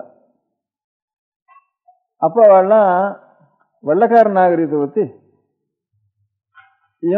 இந்த ஏசியா கண்டத்தில் இருக்க முடியாத நாகரிகமற்ற ஜனங்களுக்கு கை தூக்கி விடுறதுக்காக நல்லடத்தையை கற்பிக்கிறது நம்முடைய வெள்ளக்கார ஆண்டவன் வெள்ளக்காரர்களுக்காக கொடுத்த ஒரு பிறப்புரிமையான கடமைங்கிறத பத்தி இவர்களுடைய ஒரு கெட்ட குணத்தை மாற்றி கெட்ட நடவடிக்கைகளை மாற்றி இவர்களையும் ஒரு மனிதனாக்குறதுக்காக மனிதத்தன்மையே இல்லாமல் இருக்க முடியாத ஒரு ஜனங்களை மனிதனாக்குறதுக்காக செய்ய வேண்டிய ஒரு உரிமை புறப்புரிமை வெள்ளக்காரர்களுக்கு இருக்குங்கிறத பத்தி ஒரு உபன்யாசம் பண்றதுக்காக சீமையிலிருந்து ஒரு பேர் வந்திருந்தா அந்த காலத்துல. அப்போ இதையெல்லாம் இந்த இந்தியாவில் இருக்கிறவா கொஞ்சம் அந்த பாஷை தெரிஞ்ச இங்கிலீஷ் பாஷை தெரிஞ்சவா எல்லாரும் கேட்டு அவ அவமானப்படணுங்கிற உத்தேசத்தோட ரங்கநாதசாஸ்திரியும் வர வச்சிருந்தா. அப்போ வரவழைச்சப்போ நிறைய சர்ச்சுக்கு பக்கத்துலாம் ஜன்னல் இருக்கும் சுற்றி. அந்த ஜன்னல்கள் எல்லாம் நிறைய இந்த உள்ள இடம் இல்லாதனால டிரைவர் இவர் ஆங்கிலோ இண்டியன்ஸு அவள் எல்லாரும் யூரேஷியன்ஸு ஆங்கிலோ இண்டியன்ஸு அவள் எல்லாரும் நிறைய வந்துருந்தா அங்கேருந்து அவளுக்கு இங்கிலீஷ் தானே சுகமாக படிக்கிறது. அங்கேருந்து கணக்கவர்கள்லாம் வந்திருந்தா எல்லாரும் வந்திருந்தா இவ இங்க இருக்கிற வெள்ளக்காரா அங்கிருந்து சீமையிலேருந்து வந்த வெள்ளக்காரா சீமையில வெள்ளக்காரா கொஞ்சம் மரியாதையா சொல்லிட்டு இருந்தா நம்முடைய கடமை இருக்கு, கிரைஸ்ட் நமக்கு இது கொடுத்துருக்கார், அதை கொண்டு வந்து இந்த ஜனங்களுக்கு எல்லாம் கொடுத்து இந்த கிரைஸ்டனுடைய ஒரு தத்துவத்தை இவளுக்கு இருக்க முடியாத இருளையும் அஜ்ஞானத்தையும் நிறைய குறைபாட்டையும் இவைகளையெல்லாம் நாம் நிவர்த்தி பண்ண வேண்டியது நம்முடைய கடமைன்னு சொல்லி அவன் கொஞ்சம் மரியாதையா உபன்யாசம் பண்ணான். இவன் என்ன பண்ணினா ரொம்ப நடத்தையே ரொம்ப பெஷாக மனுஷத்தன்மையே இல்லையே மிருகத்தன்மை கூட கிடையாது இவளுக்கு அப்படின்னுட்டு அவ்வளவு மட்டமான ஜனங்கள் இந்த இந்தியாவில் இருக்கிற ஜனங்கள் அப்படின்ட்டு இங்க இருக்கிற வெள்ளக்காராலும் பாதிரிகளும் இங்க வந்திருக்கிற பாதிரிகள் அங்க இருக்கிற வெள்ளக்காரும் கொஞ்சம் கடுமையா இருப்பா வழக்கம். அதில் இவா ரொம்ப மோசமா சொல்றதுக்கு ஆரம்பிச்ச நாகரிகம் கிடையாது இவளுக்கு மனுஷத்தன்மை கிடையாது அப்படின்ட்டு எல்லாம் கட்ட நடத்த இவளுக்கு நல்ல நடத்தைங்கிறதே கிடையாது தெரியாது இவாளை இதுல இருந்து பேர்பட்ட ஒரு விஷயத்துல இருந்து நாம் தான் நம்முடைய பிறப்புரிமை அவளை கை தூக்கி விட வேண்டியது அப்படின்னுட்டு அவளுக்கு அதை பத்தி ரொம்ப ஜாஸ்தியா சொல்லிட்டு இருந்தா. சொல்லிட்டோன்னா ரங்கநாதேஷ்ல கொஞ்சம் பரியாசத்துக்காக நீங்களும் ஏதாவது சொல்லுங்க. கடைசியில இவ்வளவுதான் இந்தியன்களுக்குள்ள அதெல்லாம் ஒரு முதல் உத்தியோகம் அவர் கொடுத்திருக்க.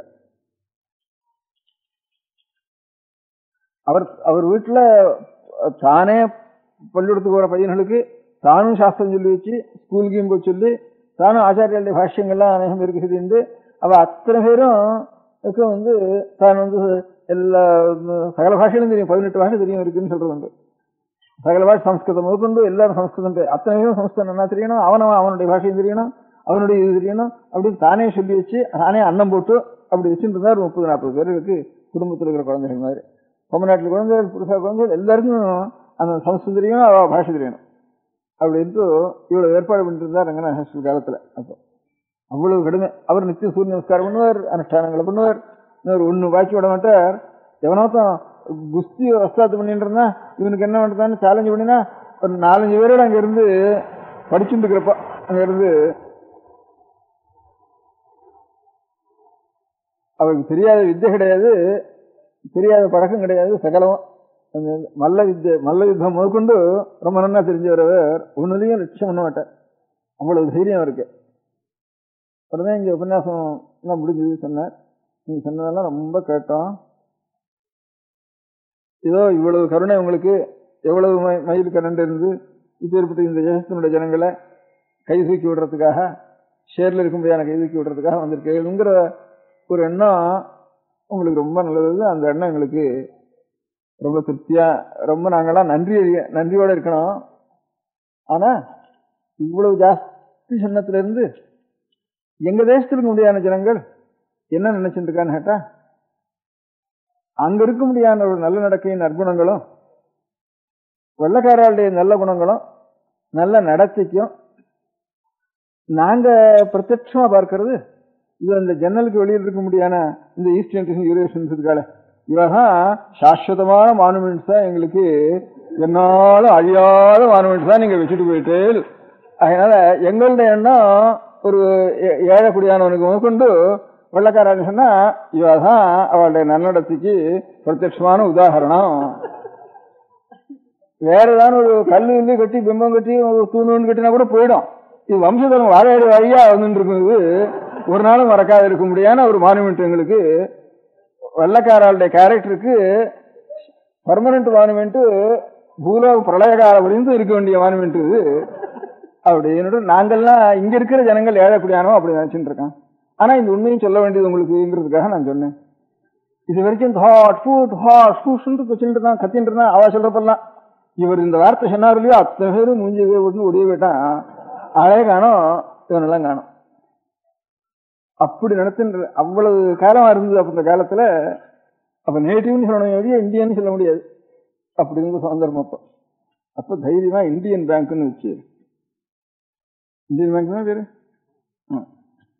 இப்ப இந்தியன் பேங்க்றது பெரிய பெரிய பெரிய பேர் இல்ல, பெரிய காரியம் இல்ல. அப்ப வச்சது அந்த மாதிரி வச்சு பொருளுக்கும் செஞ்சா, அதாவது தர்மம் பண்றதுங்கிறத அறிஞ்சு செய்யறதுங்கிறது எப்படி பிரிச்சு விவேகத்தோட செய்யறதுங்கிறப்போ உடல் பொருளாவி மூணையும் கணக்கு பண்ணி, உடலுக்காக ஒரு தர்மம் பிதாவுடைய பேரால, நாட்டுடைய பேரால இதுக்கு தர்மம், மகர்ஷியுடைய பேரால இந்த ஆவிக்கு தர்மம், இது 3 விதமான தர்மம் பண்ணினார். அதனால அவர் அந்த மாதிரி பொருளுக்காக பொருள் வளர்றதுக்காக பொருள் அர்ப்பணம் பண்ணினார், ஆவி உயர்றதுக்காக பொருள் அர்ப்பணம் பண்ணினார், உடல் நலத்துக்காக பொருள் அர்ப்பணம் பண்ணினார். உடல் பொருளாவி 3க்கும் அர்ப்பண பொருளை அர்ப்பணம் பண்ணினவர் இந்த இருந்திருக்கு. அவருக்கு தான் கிடைச்சி நம்ம இந்தியாவினுடைய பேரு லோகத்துல கீர்த்தி அடைய முடியாத பெரிய மேசைகள் எல்லாம் வளர்க்கறதுக்கு முடியாத ஒரு பாக்கியமும் அவருக்கு கிடைச்சது. அதனால நாம அந்த மாதிரி அப்படி கிடைச்சதுன்னா அவளை சோதனை நடத்துறோமா பண்ண வேண்டியது நம்முடைய கடமை. நல்ல காரியம் செய்வாளெல்லாம் வாயார துதிக்க வேண்டியது நம்முடைய கடமை. இந்த கடமையோட இப்ப அந்த பேங்கை கொண்டு ஆறாவது உபகாரம் நாம் பெற்றிருக்கோமோ அவ எல்லாரும் பேங்கிங்கிற ஒரு கலையில நமக்கு பழக்கம் ஏற்பட்டிருக்கு. அந்த வழக்கத்தை கொண்டு பேங்கிங்ல யாராருக்கு நல்ல பழக்கம் ஏற்பட்டிருக்கோ அவ எல்லாரும் சேர்ந்து நாம் ஒரு பேங்க் வைக்கணும். அவளுடைய நினைவுக்காக நல்ல காரியமும் வாழையோட வழியா வளரணும். அந்த பேங்க் நம்முடைய நாட்டில் யாராரு கஷ்டப்படுறாளோ அவளுக்கு எல்லாருக்கும் வைக்கணும். இருக்கிறதுக்குள்ள கஷ்டம் எனக்கு தோன்றது. எனக்கு பார்க்குறப்போ ஒவ்வொரு குழந்தைகளும் இந்த சாரதா ஆக்ட் ஏற்படுறதுக்கு வந்து அநேகமாக நம்ம நாட்டில் கல்யாணம் ஆகாத குழந்தைங்கிறது நாம் பார்த்தது இல்லை. இப்ப சாரதா ஆக்ட் ஏற்பட்டதுக்கு அப்புறம் கல்யாணம் ஆன குழந்தைய பார்க்கறது கஷ்டம் இருக்கு. சாரதா ஆக்ட் மாத்திரம் காரணம்னு சொல்ல முடியாது. ஏதோ வறுமையா கஷ்டங்கள் எல்லாமே காரணமா இருந்திருக்கலாம். சாரதா ஆக்ட் வராமல் இருந்தாலும் இந்த நிலைமை வந்தாலும் வந்திருக்கலாம். ஆனாலும் சாரதா ஆக்டுக்கு முந்தி இது இல்லவே இல்லை, ஒரு கூட இல்லை. இவ்வளவு கஷ்டப்படுறது குழந்தைகள். அதுக்கு 2-3 காரணம். ஒருத்தர் ஒரு கல்யாணம் தான் பண்ணிக்கலாம்னு அவர் ஆக்ட் சமீபத்தில் ஏற்படுத்திட்டா. இப்ப ஒருத்தர் இருந்து அவளே சந்ததி இல்லைன்னா மூத்த சம்சாரமே 2வது சம்சாரத்தை கல்யாணம் பண்ணி வைக்கிறது திருஷ்டாந்தம் அநேக குடும்பங்கள் இருந்திருக்கு. அப்படியாவது பண்ணலாம் இருந்தால் சில குழந்தைகள் இன்னும் கொஞ்சம் கூட கல்யாணம் ஆகலாம். பாக்கி மகமதி விதத்தில் அவ 4 பேர் 5 பேர் கல்யாணம்னாலும் பண்ணிக்கலாம். அதுல இருந்து இன்னும் அவ சங்கியம் வளரலாம். இது குறைஞ்சு போகும், இருக்கிறதே குறைஞ்சுட்டு இருக்கு, இன்னும் குறைய முடியாத ஸ்திதி வந்துடும். இப்ப இவ மொத்தம் ஒரு கல்யாணம் தான் பண்ணுவா. எந்த காரணத்தை வச்சிருந்தாவது 2 கல்யாணம் பண்ணக்கூடாது, அது ஒரு தீங்குன்னு அது ஒண்ணு வந்திருக்கு. இல்ல புருஷன் போனவாளும் கல்யாணம் பண்ணிக்கலாம்னு அது ஒரு சட்டம் வந்திருக்கு. அது ரொம்ப நாளாக இருக்கு அந்த சட்டம். புருஷன் போனவாள் எல்லாரும் கல்யாணம் பண்ணிக்காம இருக்கிறப்பவே இன்னும் சட்டம் அவ்வளவு ஜாஸ்தி அவங்களுக்கு வரல. அப்பவே இப்ப இந்த குழந்தைகளுக்கு கல்யாணம் ஆகாம இருக்கு. ஒரு சமயம் சில பெரிய மனுஷா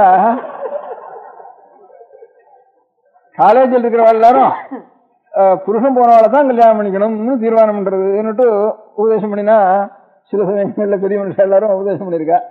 அப்படி பையனெல்லாம் கேட்கறதுக்கு ஆரம்பிச்சுட்டாங்கன்னா அப்ப லோகத்துல புதுசாரவா கல்யாணம் பண்றதுக்கு வழி இல்லை. அப்போ ஏற்பட்ட கஷ்டம். 4-5 தினத்துல குழந்தைகளுக்கு சாரதா சட்டம் ஒரு பக்கம், இந்த சட்டம் ஒரு பக்கம், அந்த சட்டம் ஒரு பக்கம், எல்லா சட்டமும் சேர்ந்து சாரதா சட்டம் என்ன பண்ணிட்டு குழந்தைக்கு இத்தனை வயசுக்குள்ள கல்யாணம் பண்ணப்படாதுன்னு வச்சுது.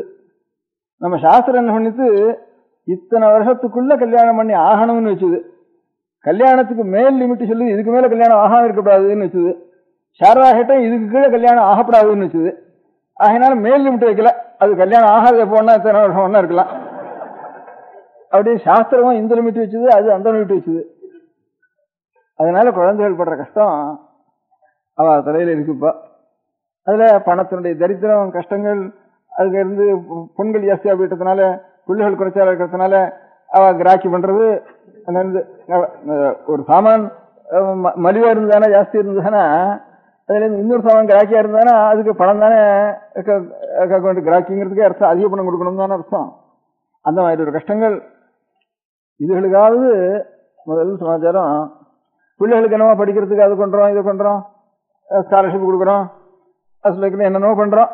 இதுல இருந்து பெண்களுக்கு இதை காட்டிலும் படிப்பை காட்டிலும் கல்யாணம் முக்கியம். அவளுக்கு படிப்பு வந்துட்டு தானே கல்யாணம் கூட போயிட்டு இருக்குது. அப்புறம் அவ வாழ்க்கையே விட போறது. அதுல நல்ல வாழ்க்கையா இருக்கிறது 100 பேர்ல 1-2 பேர் தான் இருக்க முடியும். இந்த மாதிரி கல்யாணம் பண்ணிக்காம உத்தியோகமே பண்றதுன்னா பாதிவிரத்தியத்தோட தன்னுடைய மானத்தை ரசிச்சுட்டு இருக்கிறதுங்கிறது ரொம்ப கஷ்டமான காரியம் அங்க குடும்பம் இல்லாம இருக்கிற காலத்துல. அப்படி எல்லாம் வந்து சேர்ந்துடும்.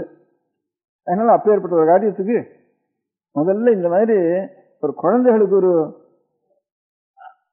அதையும் தவிர இப்ப நாமும் என்ன பண்றோம், பழைய நாள்ல சில வல்லார குடும்பங்கள் உண்டு, சில நாயுடு குடும்பங்கள் உண்டு. அந்த மாதிரி இருக்க முடியாத அநேக குடும்பங்கள்ல அவ கொஞ்சம் ருத்து ஆனத்துக்கு வரும் கல்யாணம் பண்ணலாம்னு இருந்தது. அந்த காலத்துல அவ குடும்பங்கள்ல முந்தியும் பண்ணிடுவா, ருத்து ஆனத்துக்கு வரும் பண்ணலாம்னு இருந்தது. ருத்து ஆனத்துக்கு வரும் பண்ணலாம்ங்கிறது குடும்பங்கள்ல என்ன வழக்கம்னு கேட்டா, ருத்து ஆனத்துக்கு வரும் கல்யாணம் ஆன வரைக்கும் வீட்டுக்குள்ளேயே வச்சுக்கிறது. அதனால ருத்துவானத்துக்கு அப்புறம் கல்யாணம் பண்ணப்படாதுன்னு இருந்த குடும்பங்கள் எல்லாம் இப்ப என்ன இருக்கு, கல்யாணம் ஆற வரைக்கும் குழந்தைன்னு வச்சுட்டு இருக்கோம் நம்ம. அப்ப என்ன இருக்கு, எங்க வேணாலும் போகலாம் வரலாம்னுட்டு. அதனால இப்ப இதையாவது கொஞ்சம் இப்ப எப்போ வந்து ருத்துவானதுக்கு அப்புறம் கல்யாணம் பண்றதுன்னு நிர்பந்தம் வந்துட்டுதோ, சட்டத்தினாலேயோ வறுமையினாலேயோ நிர்பந்தம் வந்துட்டுதோ, அப்போ நம்ம மதத்துல ருத்துவானதுக்கு அப்புறம் கல்யாணம் பண்ணலாம்னு இருந்த ஜாதிகள்ல எந்த நியமம் இருக்கோ அந்த நியமத்தையாவது நாம் வச்சுக்கணும். அந்த மாதிரி ருத்துவானத்துக்கு அப்புறம் இது அது வரைக்கும் படிக்கட்டும். அதுக்கப்புறம் வீட்லயே நமக்கு எந்த மாதிரி ஒரு நல்ல ஆத்மார்த்தமான படிப்புகளை எந்த பாஷைகளை படித்தாலும் சரி அந்த பாஷைகளை நல்லா எழுதி அதுக்கு தனித்தையா பதவரை பொழிப்புரை எல்லாத்தையும் தெரிஞ்சு வீட்லயே அந்த குழந்தை தானே செல்ஃப் இன்ஸ்ட்ரக்டர்கள் ஒவ்வொன்றுக்கும் ஒவ்வொரு சப்ஜெக்டையும் வச்சுக்கலாம். இப்போ சயின்ஸ் மோஸ்ட்ல இந்த செல்ஃப் இன்ஸ்ட்ரக்டர் வச்சுட்டா இப்போ அந்த மாதிரி பக்தியும் ஞானமும் தர்மங்களும் இதெல்லாம் தெரியறதுக்கு கொஞ்சம் செல்ஃப் இன்ஸ்ட்ரக்டர் கொடுத்து அது வரைக்கும் கல்யாணம் ஆகிற வரைக்கும் அதோட இருக்கட்டும் சொன்னா அதுல இருந்து ரொம்ப தோஷங்கள் ஏற்படாமல் இருக்கும். அது ஒரு காரியம், முக்கியமான காரியம். அப்படி இருந்தால் கொஞ்சம் குடும்பங்கள் ஜாக்கிரதையா வச்சுட்டு இருக்காள குழந்தைகளை. இப்போ வல்லாறு குடும்பம் மாதிரியும் நாயுடு குடும்பம் மாதிரியும் அந்த குடும்பங்களையும் சரி எந்த குடும்பங்கள்லையும் அந்த மாதிரி ருத்துவானத்துக்கு அப்புறம் அது வரைக்கும் கொஞ்சம் மரியாதையா வீட்டில் இருந்து கொஞ்சம் ஆத்மார்த்தமான படிப்பை குணத்தை வளர்க்கிற வேண்டிய படிப்பை பண்ணிட்டு இருக்காளோ அப்பேற்பட்டவர்களுக்கு கொஞ்சம் ஆதரவாவது கொடுக்கறதுன்னுட்டு அந்த மாதிரி ஒரு பேங்கினுடைய பழக்கம் இருக்கிறவாள்லாம் ஒரு பேங்க் வச்சு இந்த மாதிரி கொஞ்சம் மானத்தை சம்ரட்சிச்சுக்கணும் அப்படிங்கிற இருக்கிறவாளுக்கு கொஞ்சம் கஷ்டம் இருந்தாலும் அந்த கஷ்டத்துக்கு கல்யாணத்துக்கு அவள் ஏதாவது போட்டால் அது பாதியாவது கொடுக்கறதுக்கு அப்படின்னாவது வேற அந்த பேங்க்ல ஒருத்தனை ஷேர் எடுக்காம தர்மத்துக்கே போட்டு பேங்க் பிசினஸ் சொன்னா தெரிஞ்சவ எல்லாரும் இந்த மாதிரி ஒரு தர்மங்களை அவள் ஒரு காரியத்தில் அந்த காரியத்தில் அவளுக்கு இந்த ப்ராப்ளம்லாம் அவளுக்கு கிடையாது, இந்த கஷ்டங்கள்லாம் கிடையாது அவளுக்கு. அவள் அந்த காலத்தில் வறுமை மாத்திரம் இருந்தது, அதுக்காக பண்ணினா. இப்போ நமக்கு அநேக தினசுகளில் சிரமங்கள் உண்டாயிடுது. இருக்கிறதுக்குள்ள இது முக்கியமான சிரமம். குழந்தைகள் ரொம்ப சிரமப்படுறது. அந்த மாதிரி இருக்க முடியாதுன்னா பேங்குகளில் அவள் இந்தியன் பேங்க்னு தைரியமா அந்த காலத்தில் ஆரம்பிச்சு உபகாரம் பண்ணினால அப்போ வெள்ளக்காரால் இந்த மாதிரி பண்ணத்தோடு கூட அந்த வெள்ளக்காரால் ஏற்பட்ட சிரமத்துக்காகத்தான் இந்தியன் பேங்க் ஆரம்பிச்சார். அர்பத்நட் வாங்கி எல்லாத்தையும் சாப்பிட்டு போயிட்டான். இந்த ஏதோ உத்தியோகம் பண்ணி சம்பளம் வாங்கி அதுல இருந்து பாக்கி வச்சு எல்லாம் அர்பத்நட்ல போட்டிருந்தா ஒரே நம்பிக்கையா. அவ்வளவு போனத்துல இருந்து சரி இனிமே வெள்ளக்காரளை நான் நம்பி போடுறதுக்கு லாய்க்கு இல்ல, நிச்சயமா அவன் தப்பு பண்ணினான்னு கோர்ட்லயும் தீர்மானம் ஆயிட்டுது, அவன் அந்த மாதிரி பண்ணினான்னு. அதனால இனிமே இல்லைன்னு அப்ப தைரியமா பொருளுக்கும் நாம் நம்முடைய பொருளை செலவழிச்சுதான் ஆகணுங்கிற ஒரு தைரியம் வி கிருஷ்ணாவில் அந்த காலத்துல பண்ணான். அந்த மாதிரி அர்பத்நட் பேங்க் போன உடனே இந்தியன் பேங்க் வச்சது. அதுக்கு பேர் இந்தியன் பேங்க் அதுக்காக வச்சு இந்தியன் செய்யணும்னு அந்த நன்னாவு நடத்திட்டு இருந்துட்டு இருக்கு.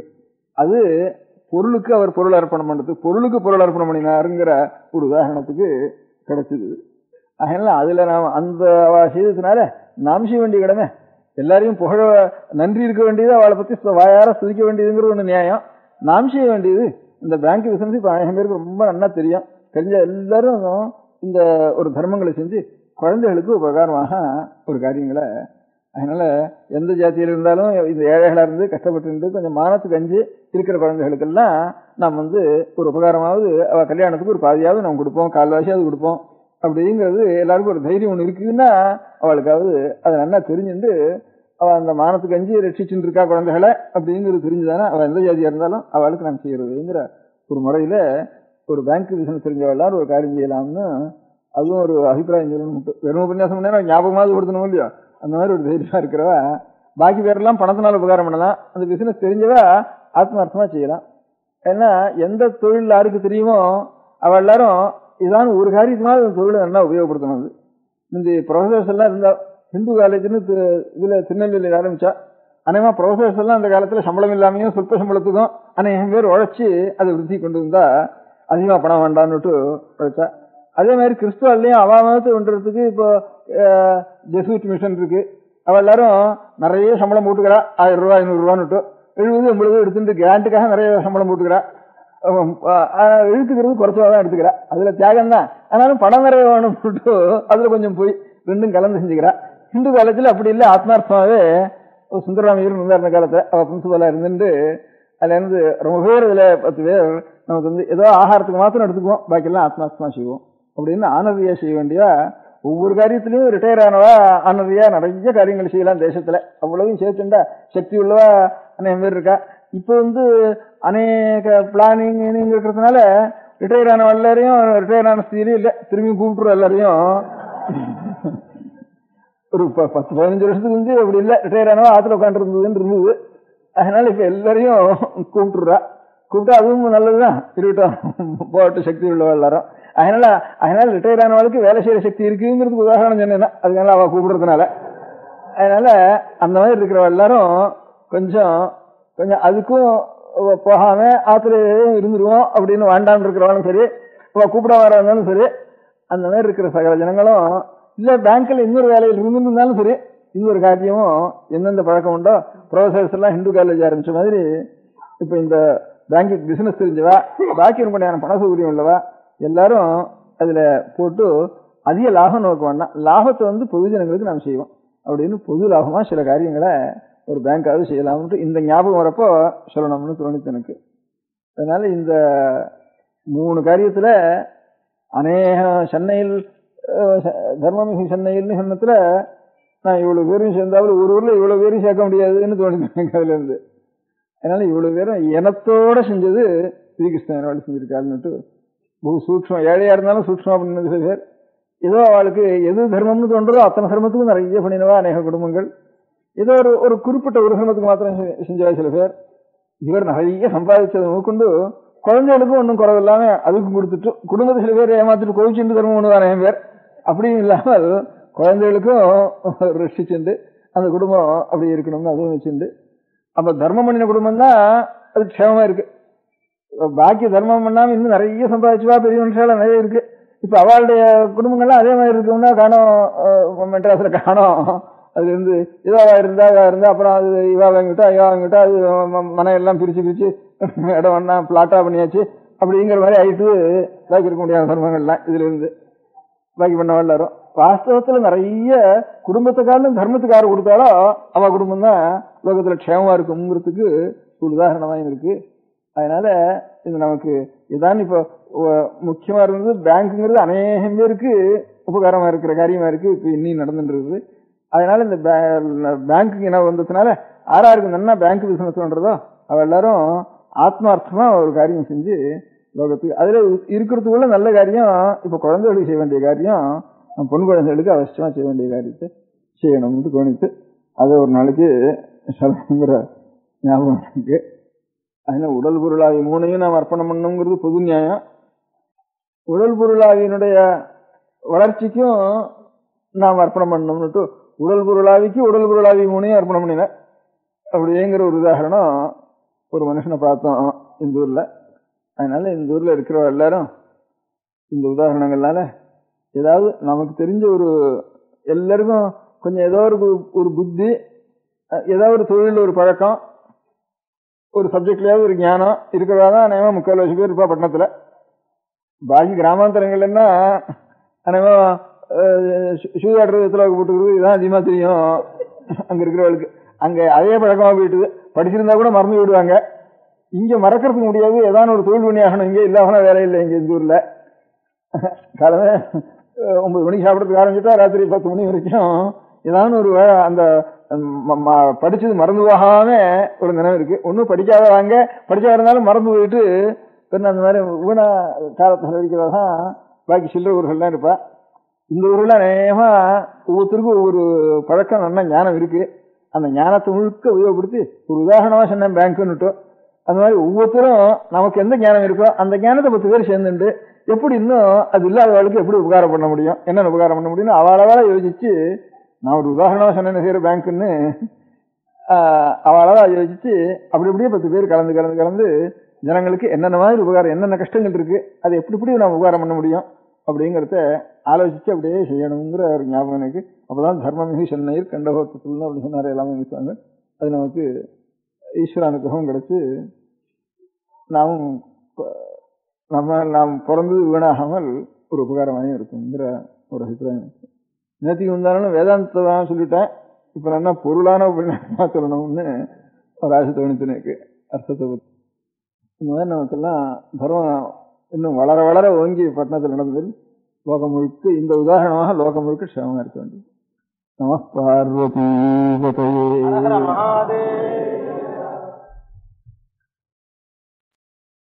பெரியவா சரணம். அடுத்த நிகழ்ச்சி நித்திய குரு பாதுகா பூஜை. शुक्लां भरदरं विष्णुं शशिवर्णं चतुर्भुजं प्रसन्नवदनं ध्यायेत् सर्वविघ्नोपशान्तये. ममोपात्त समस्त दुरितक्षयद्वारा श्री परमेश्वर प्रीत्यर्थं गुरुप्रसाद सिद्ध्यर्थं गुरुप्रीत्यर्थं गुरु पादपूजाम् अद्य करिष्ये. गुरु ब्रह्मा गुरुर्विष्णुर् गुरुर्देवो महेश्वरः गुरुः साक्षात् परब्रह्म तस्मै श्री गुरवे नमः. अपार करुणा सिन्धुं ज्ञानदं शान्तरूपिणं श्री चन्द्रशेखर गुरुं प्रणमामि मुदान्वहम्. सदाशिवसमारम्भां शङ्कराचार्य मध्यमाम् अस्मदाचार्यपर्यन्तां वन्दे गुरुपरम्पराम्. எல்லோரும் குருவை பெரிவாளை தியானம் பண்ணிண்டு அர்ச்சனை பண்ணுவோம். அஷ்டோத்திரம்.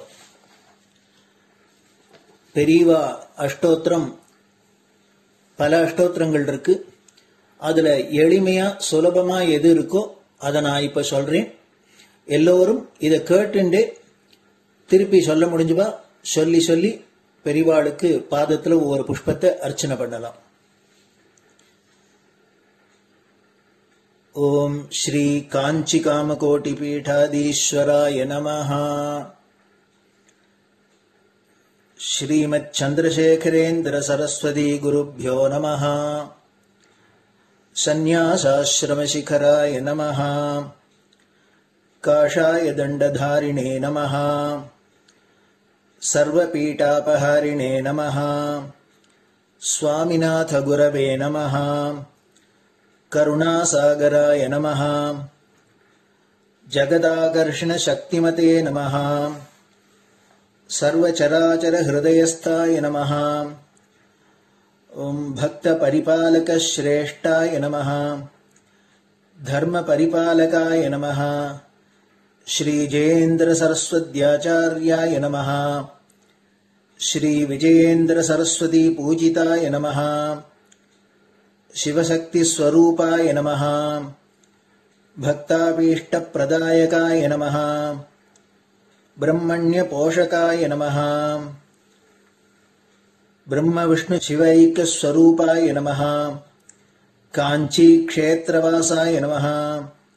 कैलासशिखरवासाय नमः। स्वधर्मपरिपोषकाय नमः।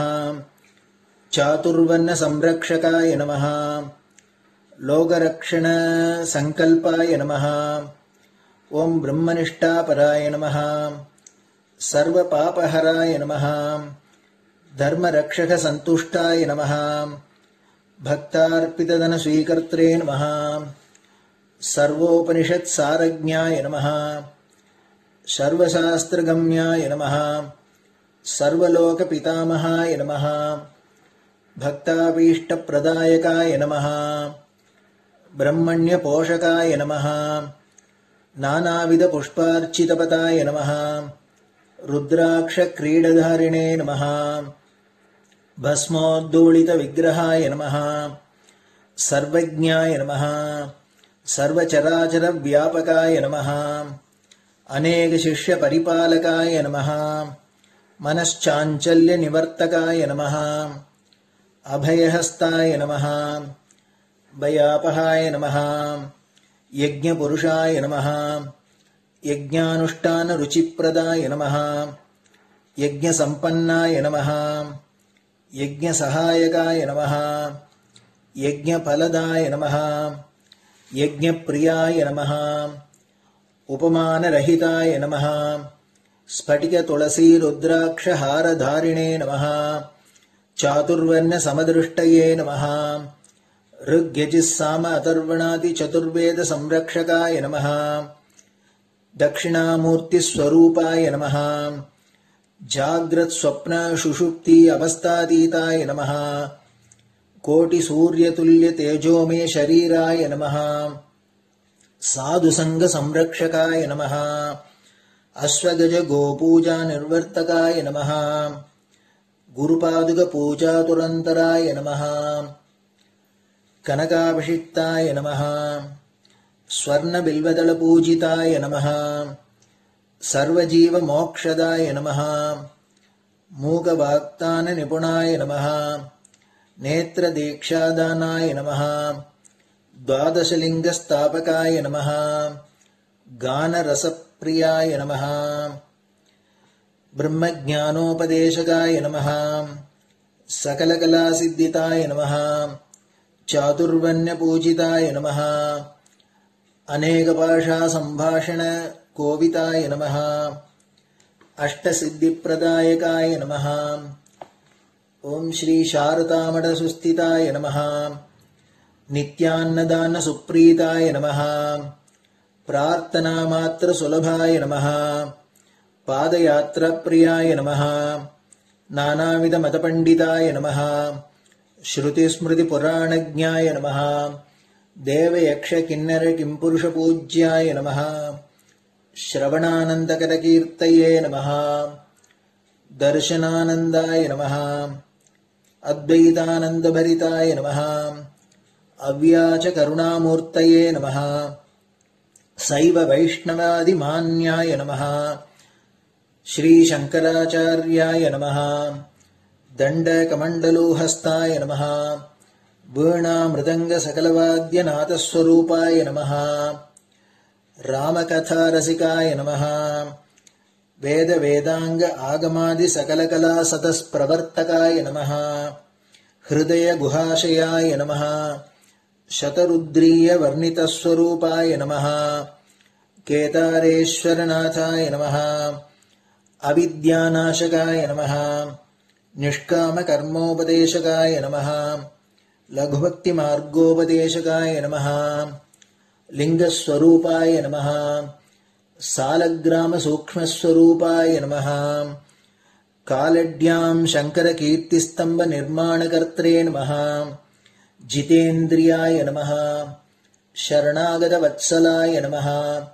श्रीशैलशिखरवासाय नमः डमरुकनाद विनोदाय नमः वृषभारूढाय नमः दुर्मतनाशकाय नमः आभिचारिक दोषहर्त्रे नमः मिताहाराय नमः मृत्युमोचकशक्त्याय नमः श्रीचक्रार्चन तत्पराय नमः दासानुग्रहकारकाय नमः अनुराधा नक्षत्रजाताय नमः सर्वलोकख्यातशीलाय नमः वेंकटेश्वर चरणपद्मषट्पदाय नमः श्री महात्रिपुरसुंदरी समेत श्री चंद्रमौलीश्वर पूजा प्रियाय नमः श्रीमच्चंद्रशेखरेन्द्र सरस्वती सद्गुरु परब्रह्मणे नमः गुरुभ्यो नमः परमगुरुभ्यो नमः परमेष्टिगुरुभ्यो नमः परात्परगुरुभ्यो नमः गुरुपरम्पराभ्यां नमः गुरुपादुकाभ्यां नमो नमः. அடுத்தது ஊதுபத்தி இருந்தா அதை காமிச்சு தூபம், நெய் தீபம் இருந்தா காமிச்சு அதை நெய் தீபம் தீபம் காமிச்சுட்டு நெய்வேத்தியம் வெத்தலைப்பாக்கு பழம் இதுலேருந்து ஆரம்பிச்சு அவளுக்கு எது சௌரியமோ அதுபடி நைவேத்தியம் பண்ணலாம். அதுக்கு அடுத்தது கற்பூர ஹாரத்தி பண்ணி எல்லோரும் பிரதட்சிண நமஸ்காரம் பண்ணி பெரியவாள்கிட்ட பிரார்த்தனை பண்ணிண்டு எல்லோரும் க்ஷேமமா இருக்கணும், லோகம் பரம மங்களமா சௌக்கியமா இருக்கணும், எல்லோரும் வியாதி வெக்க இல்லாத ஆயுராரோக்கிய ஐஸ்வர்யத்தோட சாந்தம் அமைதியோட ஞான வைராக்கியத்தோட எல்லோரும் நல்லவர்களாயிருந்து நன்மையை அடையணும்னு பிரார்த்தனை பண்ணி இந்த பூஜையை தினம் செய்யலாம்.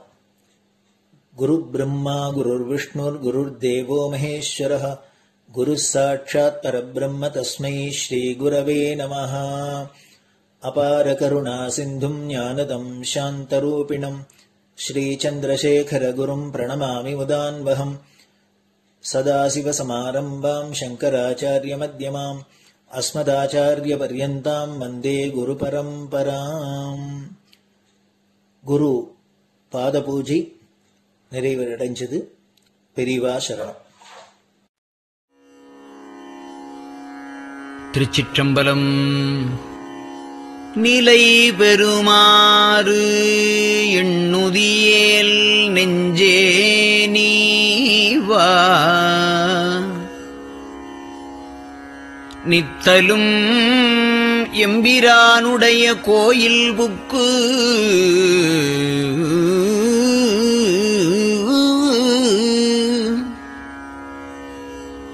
புலர்வதன் முன் அலகிட்டு மெழுக்குமிட்டு பூமாலை புனைந்து ஏத்தி புகழ்ந்து பாடி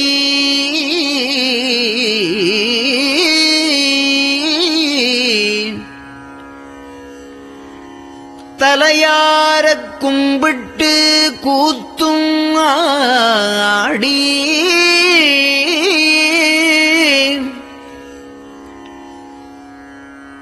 சங்கரா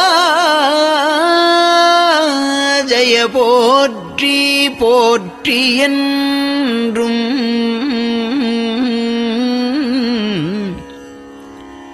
அலைபுனல் சேர் செஞ்சடையம் ஆதி என்றும் ஆரூரா என்றென்றே அலரானில்லே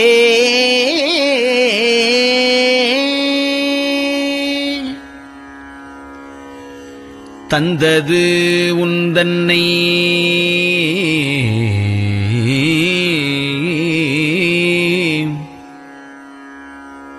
கொண்டது எந்தன்னை சங்கரா ஆர்வலோ சதுரர் அந்தம் ஒன்றில்லா ஆனந்தம் பெற்றேன்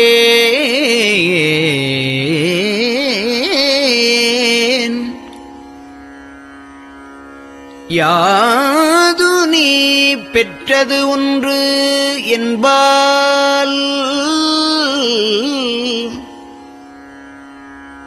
சிந்தையே கோயில் கொண்டயம் பெருமான் திருப்பெரும் துறையுரை சிவனே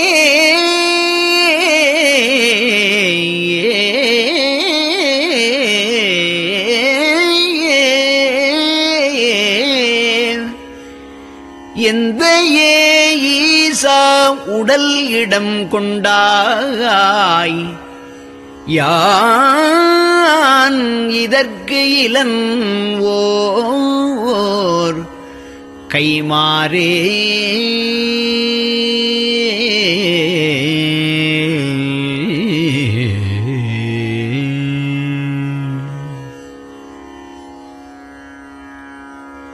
அன்னநடையார்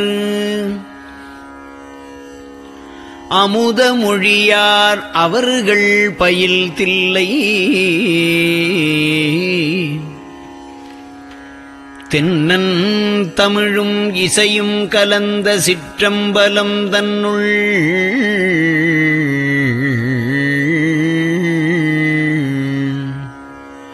பொன்னும் மணியும் நிறந்த தலத்து புலித்தோல் பியர்க்கிட்டு மின்னின் இடையாள் உமையாள்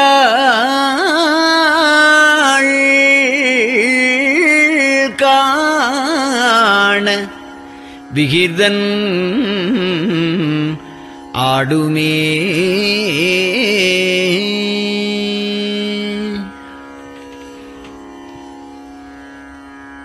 நெட்டையிலா உடல் நீத்து என்னை ஆண்ட நிகரிலா வண்ணங்களும்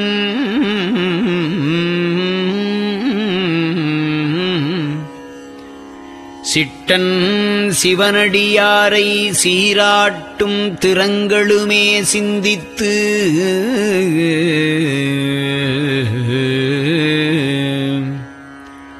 அட்டமூர்த்திக்கு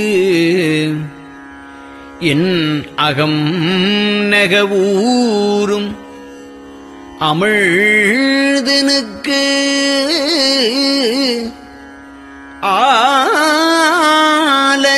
ஆலநீழற்பட்டனுக்கு என்னை தன்பாற்படுத்தானுக்கே பல்லாண்டு குருதுமே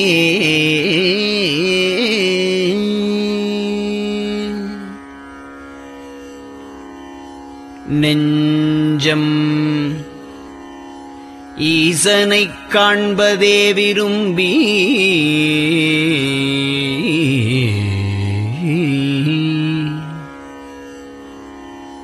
நிரந்தரம் திருவாக்கினில் நிகழ்வது அஞ்செழுத்துமே ஆக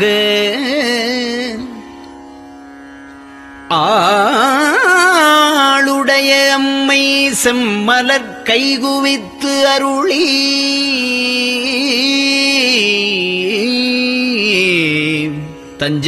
தஞ்சமாகி அரும் தவம் புரிய தரிப்பரே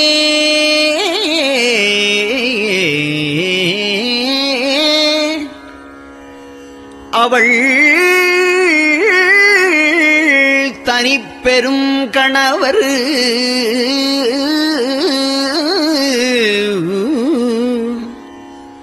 வஞ்சம் நீக்கிய மாவின் மூலத்து வந்து தோன்றினார் மலைமகள் காண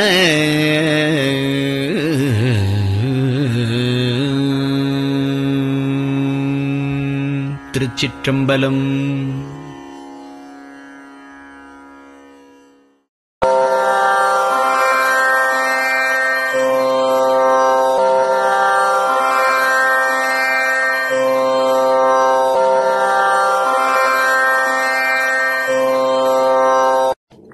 பெரியவா சரணம்.